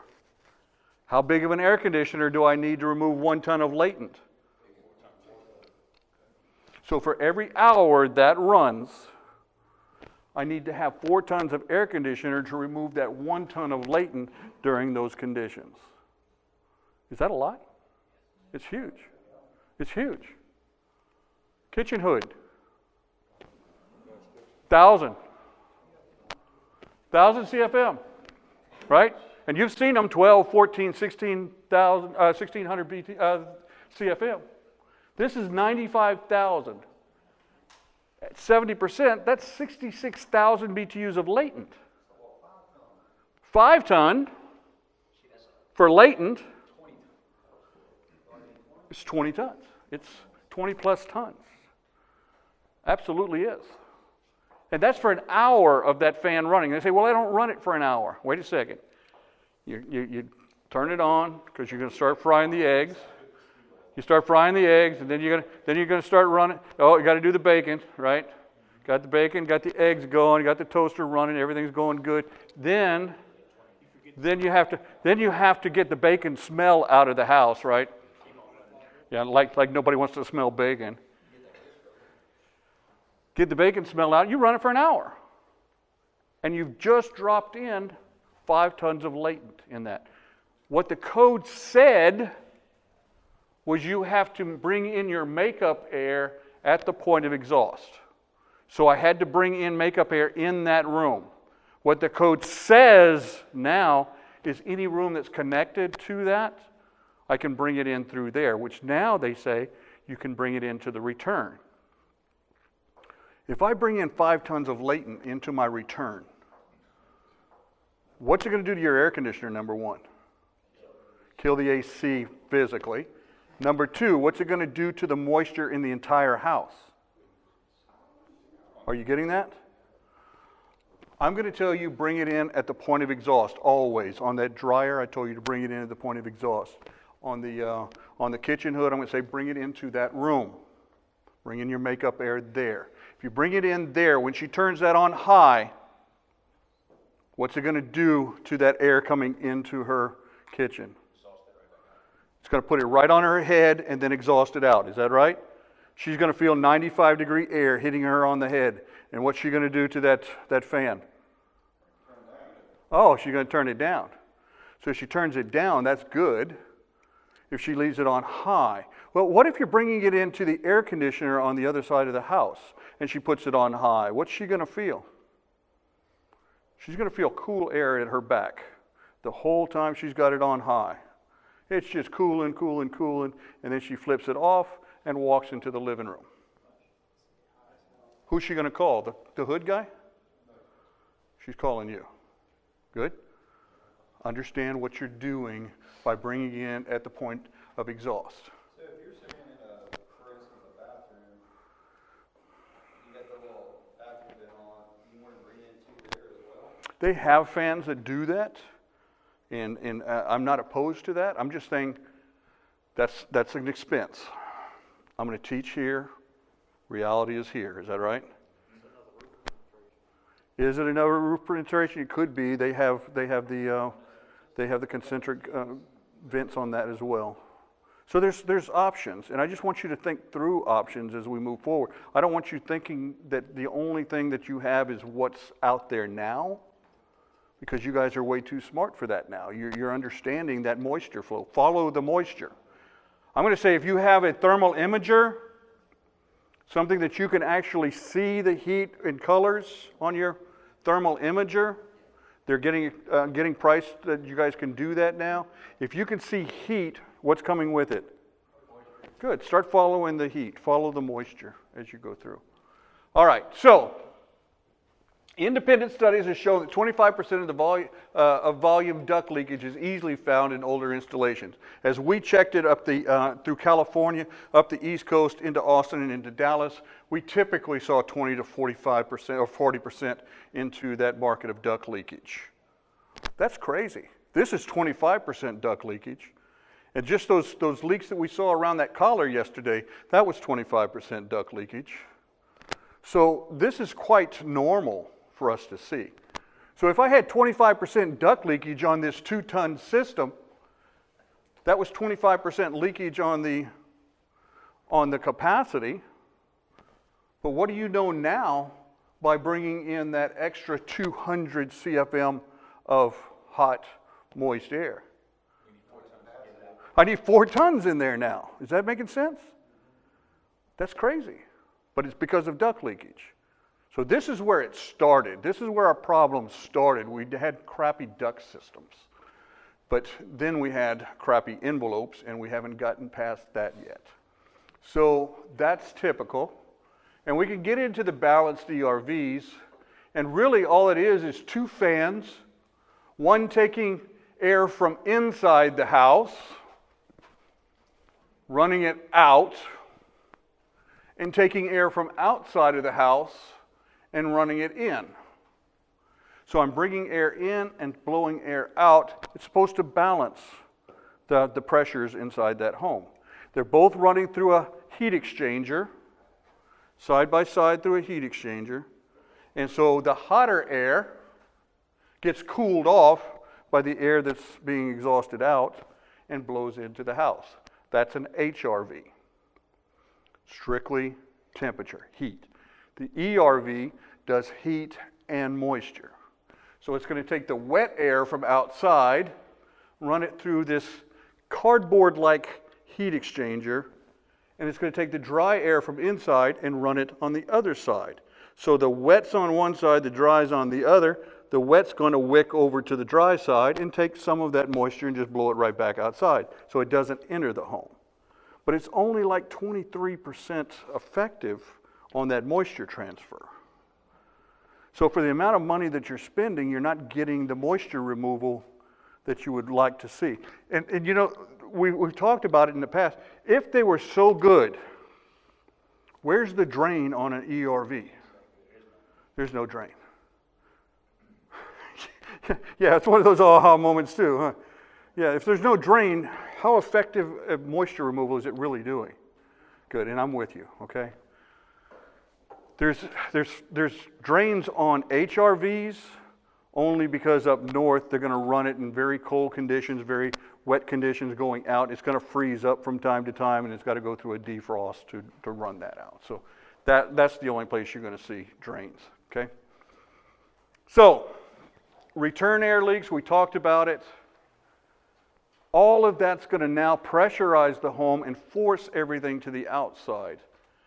Keeping that moisture out, keeping the dust out, keeping the humidity out, all of that's going to be going that way. I like this better. This works out so much better in our marketplace. We just have to bring that inlet air in from a desirable location. Can I screw up the pressure in the home by closing doors? Absolutely, we can. Kids come home from school, they go raid your refrigerator. As soon as they raid your refrigerator, they immediately, close their doors and go into their bedrooms.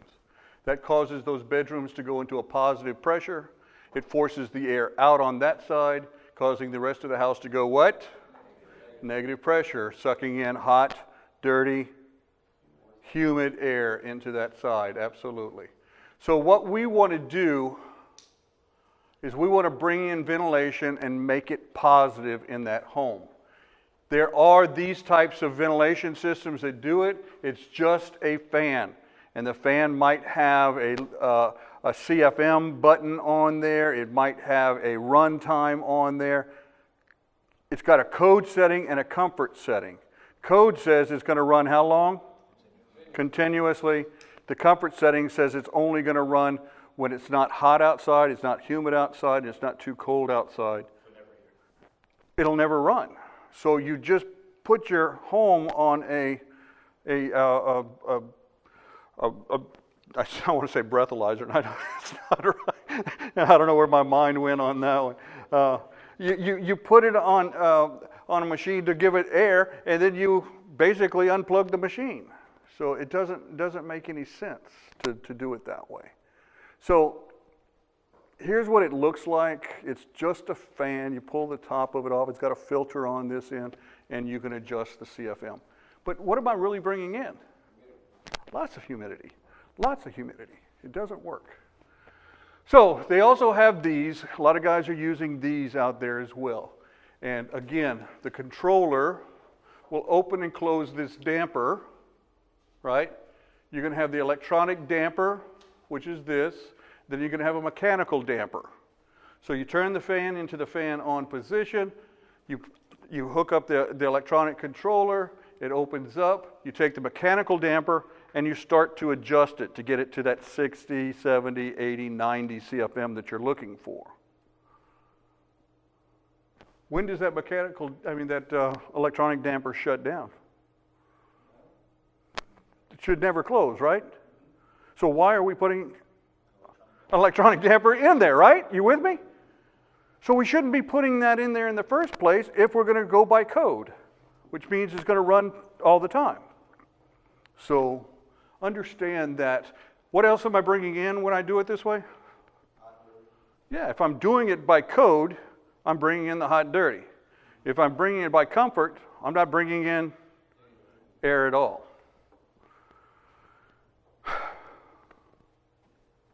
Ventilation and a dehumidifier. In the South, a tight, well-insulated home is more likely to have problems with high indoor humidity than older, leaky homes. Screaming at you. Our newer homes, our tighter homes, are going to have problems with humidity more than what we used to have. The air conditioner runtime is reduced, especially during the shoulder seasons. Less runtime means less time to dehumidify. Adding mechanical ventilation only makes the situation worse. Yes? Two researchers from Lawrence Berkeley National Laboratory, Ian Walker and Max Sherman, wrote, the use of an ERV did not change the humidity distribution in a hot, humid climate compared to continuous exhaust systems. They said, even if you're just exhausting that 60 CFM and you're just dragging it in, negative pressure ventilation, an ERV doesn't do any better than that. So something we say don't even do because it's so bad in our market, negative pressure ventilation, they're saying the ERV doesn't do any better than that. What does that say? Probably don't want an ERV, is that right? That's what I'm reading. These are smart guys. The problem is not an ERV. The solution is a standalone dehumidifier. These are the guys. So at the DOE's summit, they had a zero energy homes. That was in 2016. Then they had another one in 2018. It was pretty much the same thing. They said zero energy homes was the consensus that nationally nationally, ventilation rate is significant enough to warrant separate whole home dehumidification. If nationally it warrants whole home dehumidification, what does that mean down here? Yeah. Yeah, that's the DOE, the Department of Energy. Wow. All right. So, here's what I'm going to tell you. Positive pressure ventilation. Take a dehumidifier. It has two returns. One is outside and one is in your house. You're going to mix those airs in that dehumidifier and supply into the supply plenum. Everybody with me so far? You have a open faucet all the way around the house, is it okay for it to just suck from the attic? One more time? If your faucets were all the way open on the side of your house, soffits, my bad. Okay, because I had faucets running all the way around my house, and I'm going, I don't know. No, that's open, I mean, that's pretty much doing the same exact thing, but it's just motorized pulling it in, correct? Yeah, this has a electronic damper and it has a mechanical damper, right? When is this fan on this dehumidifier going to cycle off? Never. Do I need an electronic damper out here? Nope. Because if it's not going to ever close, there's no reason to have a motor to close it. Yes? It's going to stay open. So all I'm doing is taking air from outside, I'm running it into the house, which is positively pressurizing the house. Yes? I'm also taking air from inside the house and running it through. I'm going to tell you, don't tie the supply from the dehumidifier to the return air. Don't tie the supply from the dehumidifier to the return air. I'm going to tell you it's probably not even great for you to tie the return side of the dehumidifier to the return air of your system. If the air conditioner shuts down and you have this supply of this dehumidifier blowing into your return, is your coil wet or dry? When I just shut down that air conditioner, is that coil wet or dry? It's wet. If I'm blowing warm air onto that coil, what am I going to do to that moisture? Evaporate it right back into the system. I'm going to have to dehumidify that air twice, right? If the air conditioner is on and my dehumidifier is putting warm air on the back of it, what did I do to that coil temperature?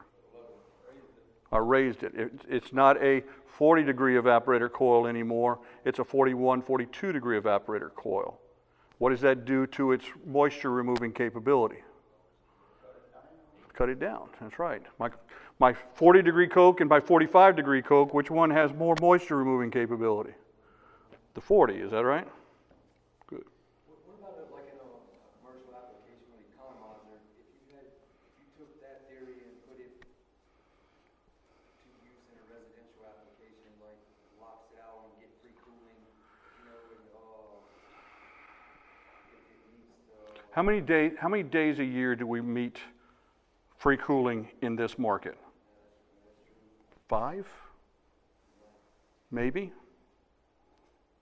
And look, most of the time that you're meeting that in the commercial application is because you have a huge heat load inside that building, right? We don't have the same in residential. So it doesn't quite meet that same criteria. Cool. All right. Rick, I have a question. Sure. If you're tying in the dehumidifier to the system, is Mhm. that going to affect your CFM? CFM? Is that a question, or? No. Is it going to affect my CFM of? So like, if you know, you need your CFM to be correct in the airflow of the house, and if you're tying in something, is that going to affect that? Okay, so I can typically, what we saw on our duct calculator yesterday was that most every duct that we put in is larger than what we need. I might need 90 CFM in there. I'm going to put a duct in that's going to move 100 or 110 CFM, and then I'm going to damper down, right? So I've got a little more space on all my supply ducts than what I really need to have. I'm going to put in about 300 CFM into that supply plenum, and it should have plenty to be able to take care of. If you have undersized ductwork, if all of your ductwork is undersized and you put this on there, you are going to blow that air back through that dehumidifier and you're going to burn up that motor. Make sure your ductwork is sized properly, then you can start putting this on there. Everybody good? All right. So, in a foam encapsulated home, foam on the roof, foam on the walls, and they have the fiberglass insulation left in the ceiling. Bad. Right now it's against codes, but there was a lot of times that they came and did this before it was against code. Now, I'm going to ask you, does the moisture rise or fall? It rises. It always rises. And where's my moisture retarder in that insulation? There is none. So where's the moisture going to go? It's going to go right up to the top. That little cloud is going to go right on up to the top. Now it's cool in that attic and it's wet in that attic. Does that make sense? What's that ductwork going to do? And there ain't nothing you're going to do about it. Can I put a dehumidifier in there? Yes, that's one of the answers that came out. Can I put a dehumidifier in here? Yes, you can. Or you can remove the insulation from the ceiling. You can put a dehumidifier and run a dehumidifier for no particular reason other than because you're too damn lazy to do the stuff right in the first place.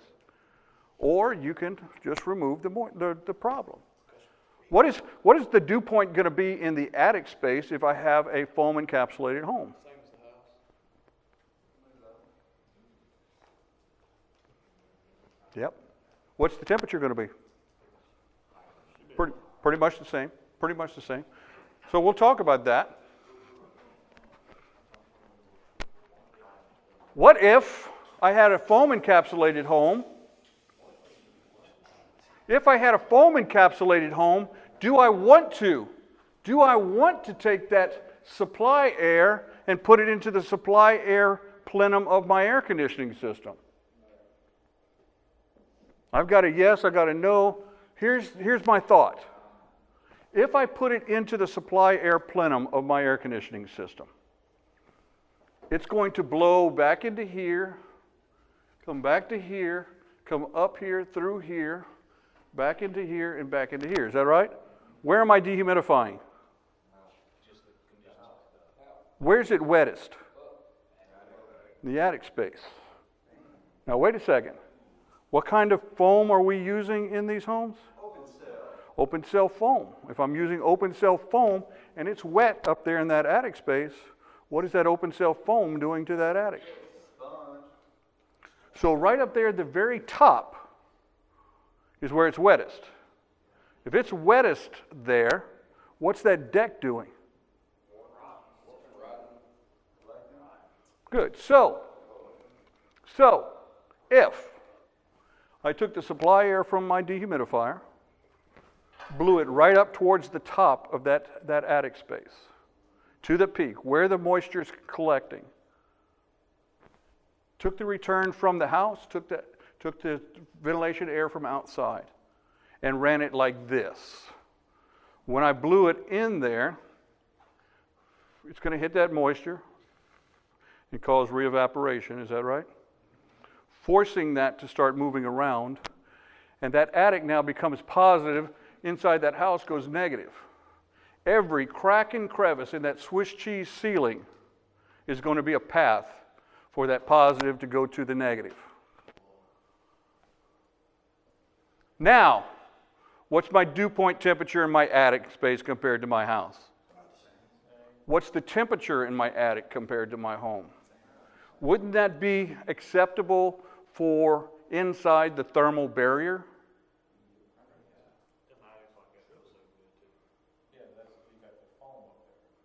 If I don't do it this way, what's that moisture going to start doing up in that attic space? Collecting. Now I'll have some natural from the wetter to the dryer. I'll have that through that sheetrock. I'll have some of that, but the vast majority of my moisture is going to be up in that attic space. And where is my unit?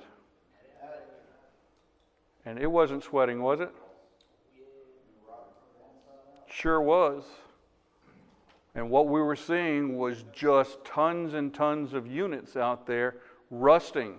The cans were rusting because the foam is actually off-gassing an oxide. And when I add moisture to that oxide, it becomes a chloride. And a chloride is corrosive. So it's chlorine on all of that stuff. So when you guys saw those coils that were rotting out, and you couldn't keep them in, 1 year after the next, they were rotting out everywhere. Remember that? What was happening was the oxides were floating around through that house.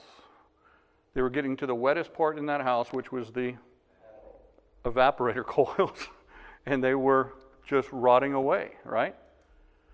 What wasn't installed in all of those homes? The dehumidifier is one of them. What's the other thing attached to that dehumidifier? Ventilation air. So if I had a bunch of chemical in a room, don't you think I'd want to bring in air to be able to dilute that chemical? Yeah. If I had a fart in a room, I'd want to be able to get the air out of that room, right? So I want to dilute that chemical. And that's what we saw. It was time and time again. The first question was, Rick, I got all these coils, they're rotting, your piece of equipment's crap, and and I said, what do you have? Do you have a foam home? Yes. And what type of ventilation do you have? Oh, well, I got a duct tied to the back of the air handler. And when does that run? Good. How much ventilation, how much dilution air is being brought in that way? Good. What does the code say? Continuous. Cool. You getting it? Positive to the negative. It works. It works. We've done this down in New Orleans with engineers' homes where they're actually measuring it on a daily basis.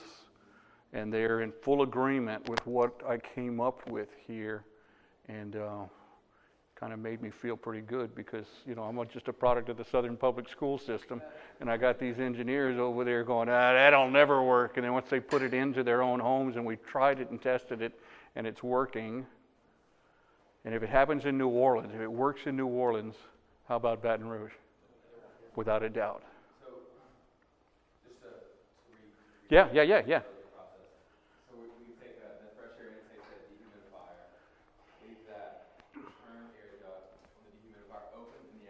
No, I cannot have a return in an attic. All right, so it's going to go to the return plenum. I'm going to put it separate. I prefer it separate in my house. So separate somewhere else in the home, maybe living space or whatever. It's like a separate return. Yes. Satellite return. Yes. We're going to exhaust it. The supply duct for the dehumidifier is going to be pointed to the eve of the house. The peak of the house. Of the attic. And because we create a positive pressure system, it pushes down and dehumidifies the rest of the house. Yes, sir. But this does not work for the soffit in the house, the standard insulation. It doesn't work in soffits, right? That's where we were back here. I have to tie into the supply, right? I have to tie into the supply plenum for this deal. I need a backdraft damper on there just in case the air conditioner comes on and for some reason your dehumidifier is not, because otherwise it'll backdraft right through there. So that doesn't work in that application. I prefer going to the supply plenum. I'd like to find as many locations around the house that I can, because he found out very quickly that when you localize it, it gets hot right there. I like a plenum off of here, a separate plenum, 4-inch ducts to those little 4-inch round plastic grills that are very non-obtrusive, and you can just push those through the ceiling and just have a little 4-inch round.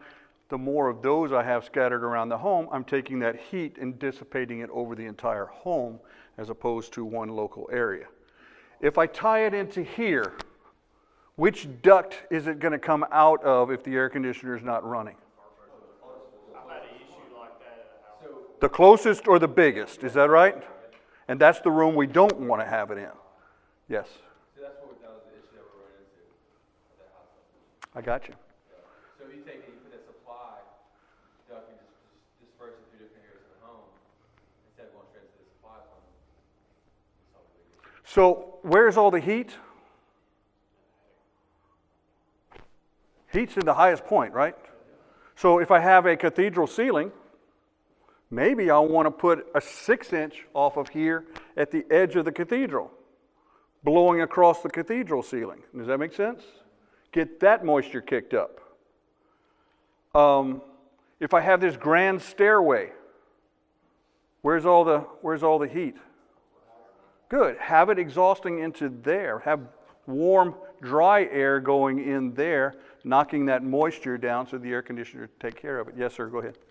So we have this one customer that we've been to quite a few times, and they have this buildup that goes up on our aluminum coil, that is Oxide. It's a byproduct of the chemicals that are in the house. so when adding, Nothing. so It's something they have in their home that they're using. It's a chemical that they're using in their home. so you couldn't even help dilute that by adding the dehumidifier that makeup. I mean, yeah, I guess, depending on what chemical they're using. It might be their bug guy. It might be her perfume. All we know is it's a chemical that's inside the house that's causing it, because they've all tested, it's all been there, we've seen it, it flakes off, it blows out every time we crank up the air conditioning system, or when we change seasons into the heating system where it dries out, and absolutely, everywhere. And it's since we've gone to all copper coils across name brands of equipment, it's all doing the same thing. It's not just one brand. So, don't have a good answer for you.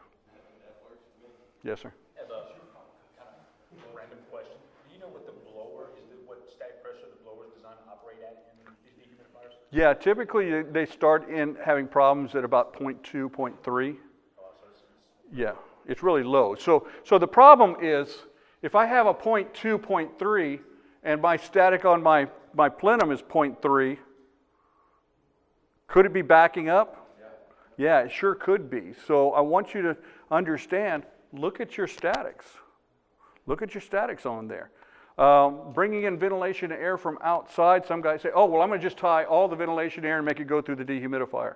You can't go any more than 30% of the total CFM on that unit being brought in from outside. No more than 30% fresh air. Good? Good. All right.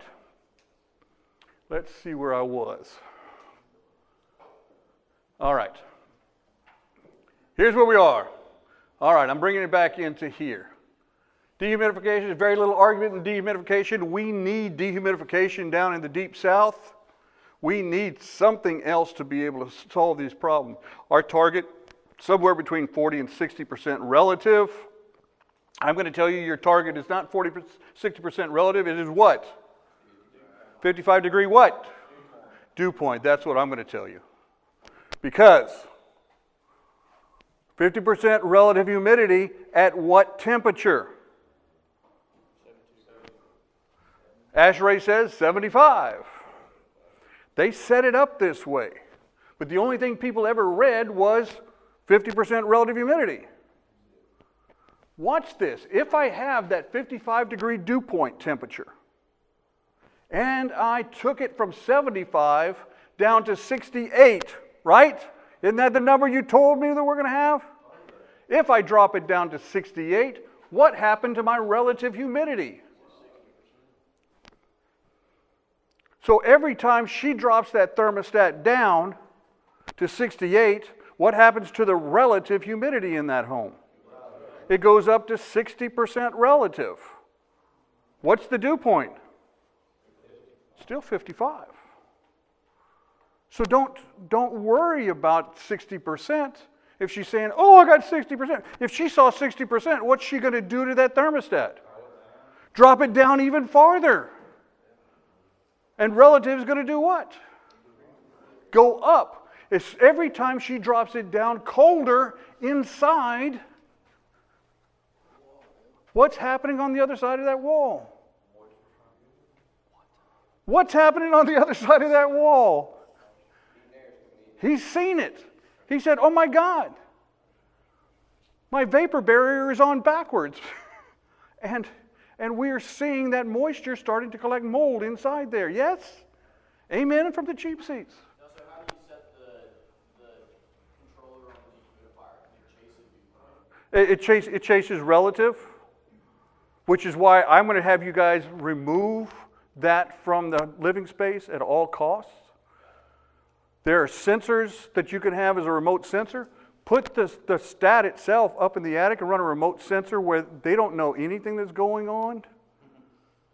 Because if they can control it, what are they going to do? Absolutely. So stop telling homeowners that they have a setting on the thermostat for humidity. Yes.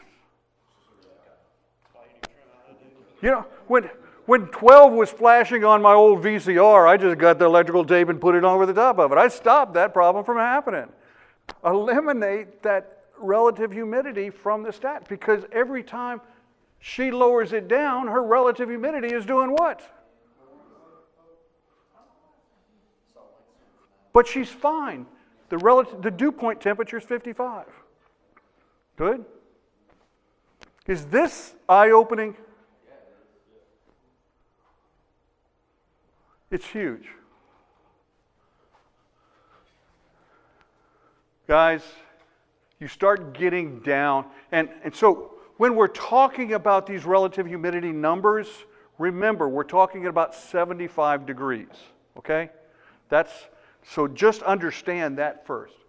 And we would like to hover somewhere in that 50% range, because higher than that, we start getting into bacteria, viruses, funguses start going, fungi. I'm a fungi. Dust mites start coming off the charts. Asthma, rhinitis, allergic chemical interactions. This is the one.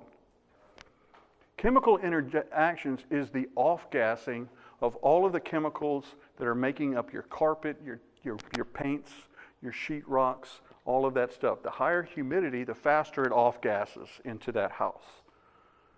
You remember FEMA trailers? They brought a box of chemicals down to New Orleans and put it in the wettest environment known to man. How fast did it off-gas? Yes, 20 minutes. It was off-gassing. Everybody was getting sick, and they were wondering what happened. Sir? You can buy one for nothing now. That's right. Okay?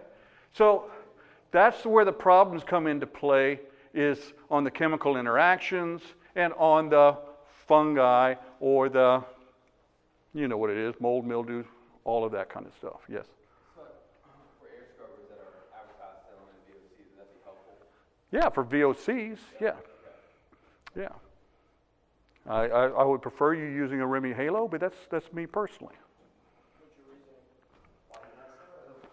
Because it is actually been tested against the coronavirus, not a form of or something similar to directly. They recently put out an article on the air scrubber against coronavirus. Did they use it on the coronavirus, or did they use it on a facsimile of? COVID-19. Good. Make sure that it specifies that. Also make sure on the chamber that it was used. So see, all of this stuff is really magic, because you have to believe what it says it does. So when they're testing these things, and I just need you guys to get this. When they're testing it, they can test it in a chamber like this, where they're bringing it in and actually killing stuff that's in this chamber. Or we can test it in a chamber and put it inside. Now, most of the testing that I've seen done has been put in a chamber here. So I would take some sort of a UV device, put it in a chamber. How quickly am I going to kill everything in here? Oh, so it's great. But if I put it in here, not so great. What I've seen is it takes like 13 of some of these devices because they're tested in here and not tested in here. They quote Kansas City studies, and I've seen this Kansas City study a lot being done. And if you use the Kansas City study, they are using a Petri dish with the product right on top of the Petri dish. How well am I going to kill everything in that Petri dish? How well am I going to kill it if it's in 700 to 900 feet per minute with air going across it? Just read the literature. Fair enough? I know that we've had some controversy in here on that. I'm telling you where my bucket lies, and I'm in full agreement with whatever choices you guys make. Fair? Cool. Dust mites. They feed on the flakes of dead human skin. They flourish in rooms below 50% relative. Their fecal matter can be a strong allergen, common cause of asthma and asthma symptoms. That's why when you first bring your child into any type of asthma doctor, the first thing they say is get rid of what? All the stuffed animals. Because it's been reported that after 2 years of pillow usage, 33% of the weight of the pillow is dead dust mites and fecal matter. So if that happens after 2 years of pillow, how long has he had Scooby? And you've seen it. You hit Scooby, and what comes out? Yeah, dust mite poo-poo. Yeah. So strong allergen. Most of the time when you find out you're waking up and you've got that in your eyes or your sinuses are all screwed up, it's typically that you got dead dust mites in your pillowcases and stuff like that. So just kind of be aware of that. Hot water for pillowcases. Pillows, start trashing them after a little while. All right, so if I keep it down below 50%, dust mites can't live. Keep it down below 50%. But where's the wettest room in the house? We already talked about that? Oh, the master. So that's growing in that master bedroom. You want to sell something? Talk to them there. Good? Let's dehumidify the master bedroom. And you can leave the sensor in there to show them exactly what they're living in, right? The THL2 data logger, you can show them the relative that they have in that room. All right? So, I'm saying dehumidifiers are a strong way to be able to take care of the problem. When does the dehumidifier fan shut off? Never. Why would I put my air scrubber or my Remy Halo in the supply duct system of the air conditioner when this fan never shuts off? Now I got an aha moment. Am I filtering the air? Am I cleaning the air as well? How often? Bang. Bang. Nice auto. What if I'm blowing it up into the attic space? Where's the biggest part of off-gassing taking place? Nice. Things to think about. Different dehumidifiers that are available for you guys out there. 70 pint, 98 pint, 121, 155, 205. This is the one that I'm really fired up about right now, is this one, especially on foam encapsulated homes, because it's a vertical. And in most of homes, we got plenty of space in the attic space now. So if I go with the vertical, and on both sides at the bottom are supply air openings. So I can do one to that particular attic. If I want to put one into the supply plenum, I can do that. I can put one to another attic if I want to do that. That's a nice piece. It comes with a MERV 13 filter. All of these do. That's probably the maximum you guys can put in your air conditioning system. Is that right? Yeah? So the static pressure is not a big deal. But here's what I want you guys to get. You sell SEER, but I don't have SEER here. What I have is pints per kilowatt. You guys pay about 10 cents per kilowatt that you get buy from the utility company. So what we can find out is how many pints I can get for that 10 cents. So if I'm looking down this list, I pop over to this one, and it's 124 pints per day, and it's going to remove 7.5 pints for every dime that I spend. Let's see, that's going down to 155. That's 7.3 pints. Getting into the 205, that's 5 pints. I'm trying to find the most efficient sear rating, and my sear rating is here. Does that make sense? It's 120 pint vertical, 120V. They also have a 120H, which is their 120. Good. MD33, is that self-ducted or is that just all self-contained? MD33, it sits inside the wall. It is self-contained. So it's its own inlet, outlet? It brings it in from the bottom, it blows out through the top. Your fan is in there, your compressor's in there, both your coils are in there, your dehumidistat's in there, everything's there. Plug comes out, you plug it in, drain comes out, you either drop it into a sump pump or you drop it into a drain line and let it go. Where I like this one, and I think it's huge, is all those hunting camps, fishing camps, and if you got those homes where the kids moved out and they have the 2 bedrooms upstairs with the Jack and Jill bathroom, and the parents live downstairs, what do they do once the kids move out? Turn the AC off. Where's all the moisture? Yeah, you got it. What's going to start happening up there? Good. They can run the 3-ton unit if you want them to do that, or they can run this. Does that make sense? Yes, it's 14 inches wide, so it slides into a 2x6, 2x4 wall. If you're going to slide it into a 2x4 wall, it has a bezel that you're going to put on the outside edge and then slide it in, so it kind of brings it out a little bit.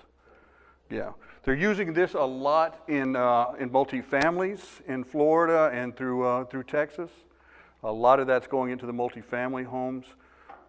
If you're doing it in a multifamily home, they have 4 screws, 2 screws actually, on the outside cover, and you can get the screws that are in a Torx fitting instead of a Phillips fitting, so that they can't go in there and adjust the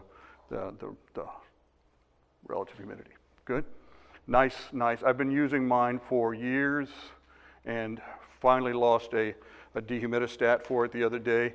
Was without for a couple of days, and you could definitely see it on my charts because it was shoulder season, right? Moisture was coming into the house. The air conditioner wasn't running. Good. All right, so again, here's what you're really looking for is your pints per kilowatt, and that's the granddaddy of all. I like this one for a couple different reasons. It does have a MERV 13 filter, but there is an option for a MERV 14 filter. MERV 14 is the very lowest filter size that you can actually remove virus. So it will remove about 75% of the virus on first pass. So if you're getting that customer that's really interested in IAQ, the EPA says control the humidity, control the ventilation, control the filtration, high filtration, and have some sort of UVC device. That's what they're telling you to do. We got it covered. This is what I did for Don Maloney's house, and if those who don't know who Don Maloney is, he is the president of our company. Where did I put the UVC device? In his air conditioner? Right here. Does that make sense? Cool. All right, guys, introducing the Ultra Air 120V water removal efficiency. This is the product, 7.6 pints per kilowatt, and that's almost a gallon per hour for about a dime. So there's those 2 8-inch down at the very bottom on both sides. The filter rack is right there, And with that filter rack, there's the return supplies. And 1/20th possible foam application. I'm going to say let's do it like this. Put it on top. When you do that, you're going to take a separate return air. I like a separate return. I'm going to take the supply, blow it to the top. I'm going to take my fresh air and bring it to the outside. And I'm going to go with that MERV 14 filter because that's the very best I can do for short of going into a HEPA filtration system into that house. This is a foam house, yes, absolutely, because I'm going into the attic. Is that right? Putting it up top, on top of the unit. I can put it on top of the unit. Yeah, come on.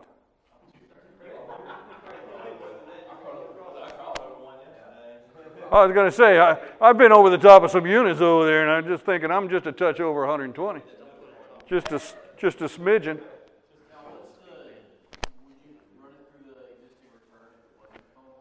I would not use the existing return, okay? I do not like the existing return for either the supply or the return. Let me be really clear. Separate your dehumidifier from your air conditioner as best as you can. If this unit cycles off and I have this return tapped right here, this unit cycles off, that return's right there. What's it sucking? It's taking air from the house and it's taking that moisture right off of that coil. I just paid to get rid of that moisture, and now I'm having to pay to get rid of that moisture again. Does that make sense? If it's not a foam home, I'm going to try and get it to as many locations as I can separately. If I can't, then yes, I'll dump it into a supply plenum. But why do I want to avoid a supply plenum? It's going to flow to the closest, largest duct. The largest duct is kitchen, bathroom, master bedroom, or living room. And those are the places I don't want the heat to go. Is it possible that the duct system could actually have more resistance than the equipment and the return filtering grill, so it actually pushes back? It can, yes. That's what I'm saying. If it's only capable of about 0.2, 0.3 static, and I hook it on here and I got 0.5 static, where's that air going? It's going to burn up that dehumidifier motor. Good? Cool. So those people, you're going to see it in the installation instructions that you can tie it in here. But what they're telling you is there's a damper that goes right here so that every time this unit cycles off, this damper closes. When are you going to put a damper there? Got it. I got it. So there you go. I'm going to take my IAQ device, stick it there, and now I've got the best scenario that I can possibly give that homeowner. Here's my MD33, nice tool. I really like this. I don't know why we haven't sold this off the shelf. All of those homes, all of those places that they have, sir? Yeah, $1,000. Yeah, that's $1,000 to y'all, and then so you know it's one of those things. If they got a room that they play cards in, out in their yard, they're either going to have to run the air conditioner or it's going to smell like a sock, right? These are the places that you guys are going to be able to take care of that. You also now have a split system dehumidifier. The SD12. The SD12. So now, what happened to all the heat? It's going to add about 4,000 BTUs of sensible cooling to a building. So if you have one of those little McMansions, or a doctor's office, or a dentist's office, or someplace like that, this is the spot. 4,000 BTUs of sensible cooling, even during the wintertime, your lighting load is that. So it's just going to take care of that lighting load during that time of the year. And all your heat's going outside. Nice? Very, very. You would duct it the same way, pretty much. I could duct this one just about anywhere. Nothing's going to be obtrusive there, right? Unless I'm dumping this supply right on top of their recliner. and then it's going to be a problem because it's going to be cool air blowing on there now. What's that? Well, you still got What's that to wait for oval one? static if that supply kicks on for the plenum, correct? Oh yeah, absolutely. What's that oval one at the bottom? That's going to be my supply. It's a 10-inch oval to a 10-inch round. Good. And then my 8-inch for my return and my 6-inch for my ventilation air as well. 6.6 pints per kilowatt, so for a dime you're going to get 6.6 pints of water out of it. I don't know if I covered this, but I just want you to write this down real quick. 1 pint equals 1 pound. 1 pound equals 1,000 BTUs. 1 pint, 1 pound, 1 pound, 1,000 BTUs. So whether they're talking pints or pounds or BTUs, they all kind of jump back and forth on each other. Because where I'm going to find this is your mini splits. It's going to say it's a 12,000 BTU total and 2,000 and 2 pints of water removal. Well, if I have 2 pints of water removal and 12,000 BTUs, that's 2,000 on my latent and 12,000 total. I'm probably hovering somewhere around 85% or something like that, sensible to my latent. So just so that you can make that connection, I want you guys to have that. All right, so thermal imager, it's your newest need to have tool. There's lots of different thermal imagers. I don't care which one you get. Get one for your phone, get one for a real tool. I like a real tool because nobody's going to call me all day long until I hook that damn thing to my phone and start working. And then, you know, every catastrophe in the world is going to start happening. I have to be on the phone. And then I can't take it off and hand it to you and say, go check, because you've got an Apple and I've got an Android. Yeah. So it just turns into this mess. So if you're going to get a tool, get a tool. If you're going to do whatever, get whatever. Cool? All right. So if I'm following heat, I'm following what? There it is. Just follow it. This is the ones that we're selling. They're the iOS. They've got the Android, and they have the handheld. And the handheld is the one that I prefer you guys to be dealing with as you're starting to move forward. HVAC, it's the process by which comfort conditions are maintained within a structure, including but not limited to the humidity control, particulate level, temperature level, ventilation, air speed, volume, and noise levels. Way more than heating and cooling. Is that right, boys? Yes, sir. Absolutely. I hope you enjoyed this class. I hope more than that, I hope you learned from this class. You guys are awesome. I want to reiterate that this test has nothing to do with your job. It has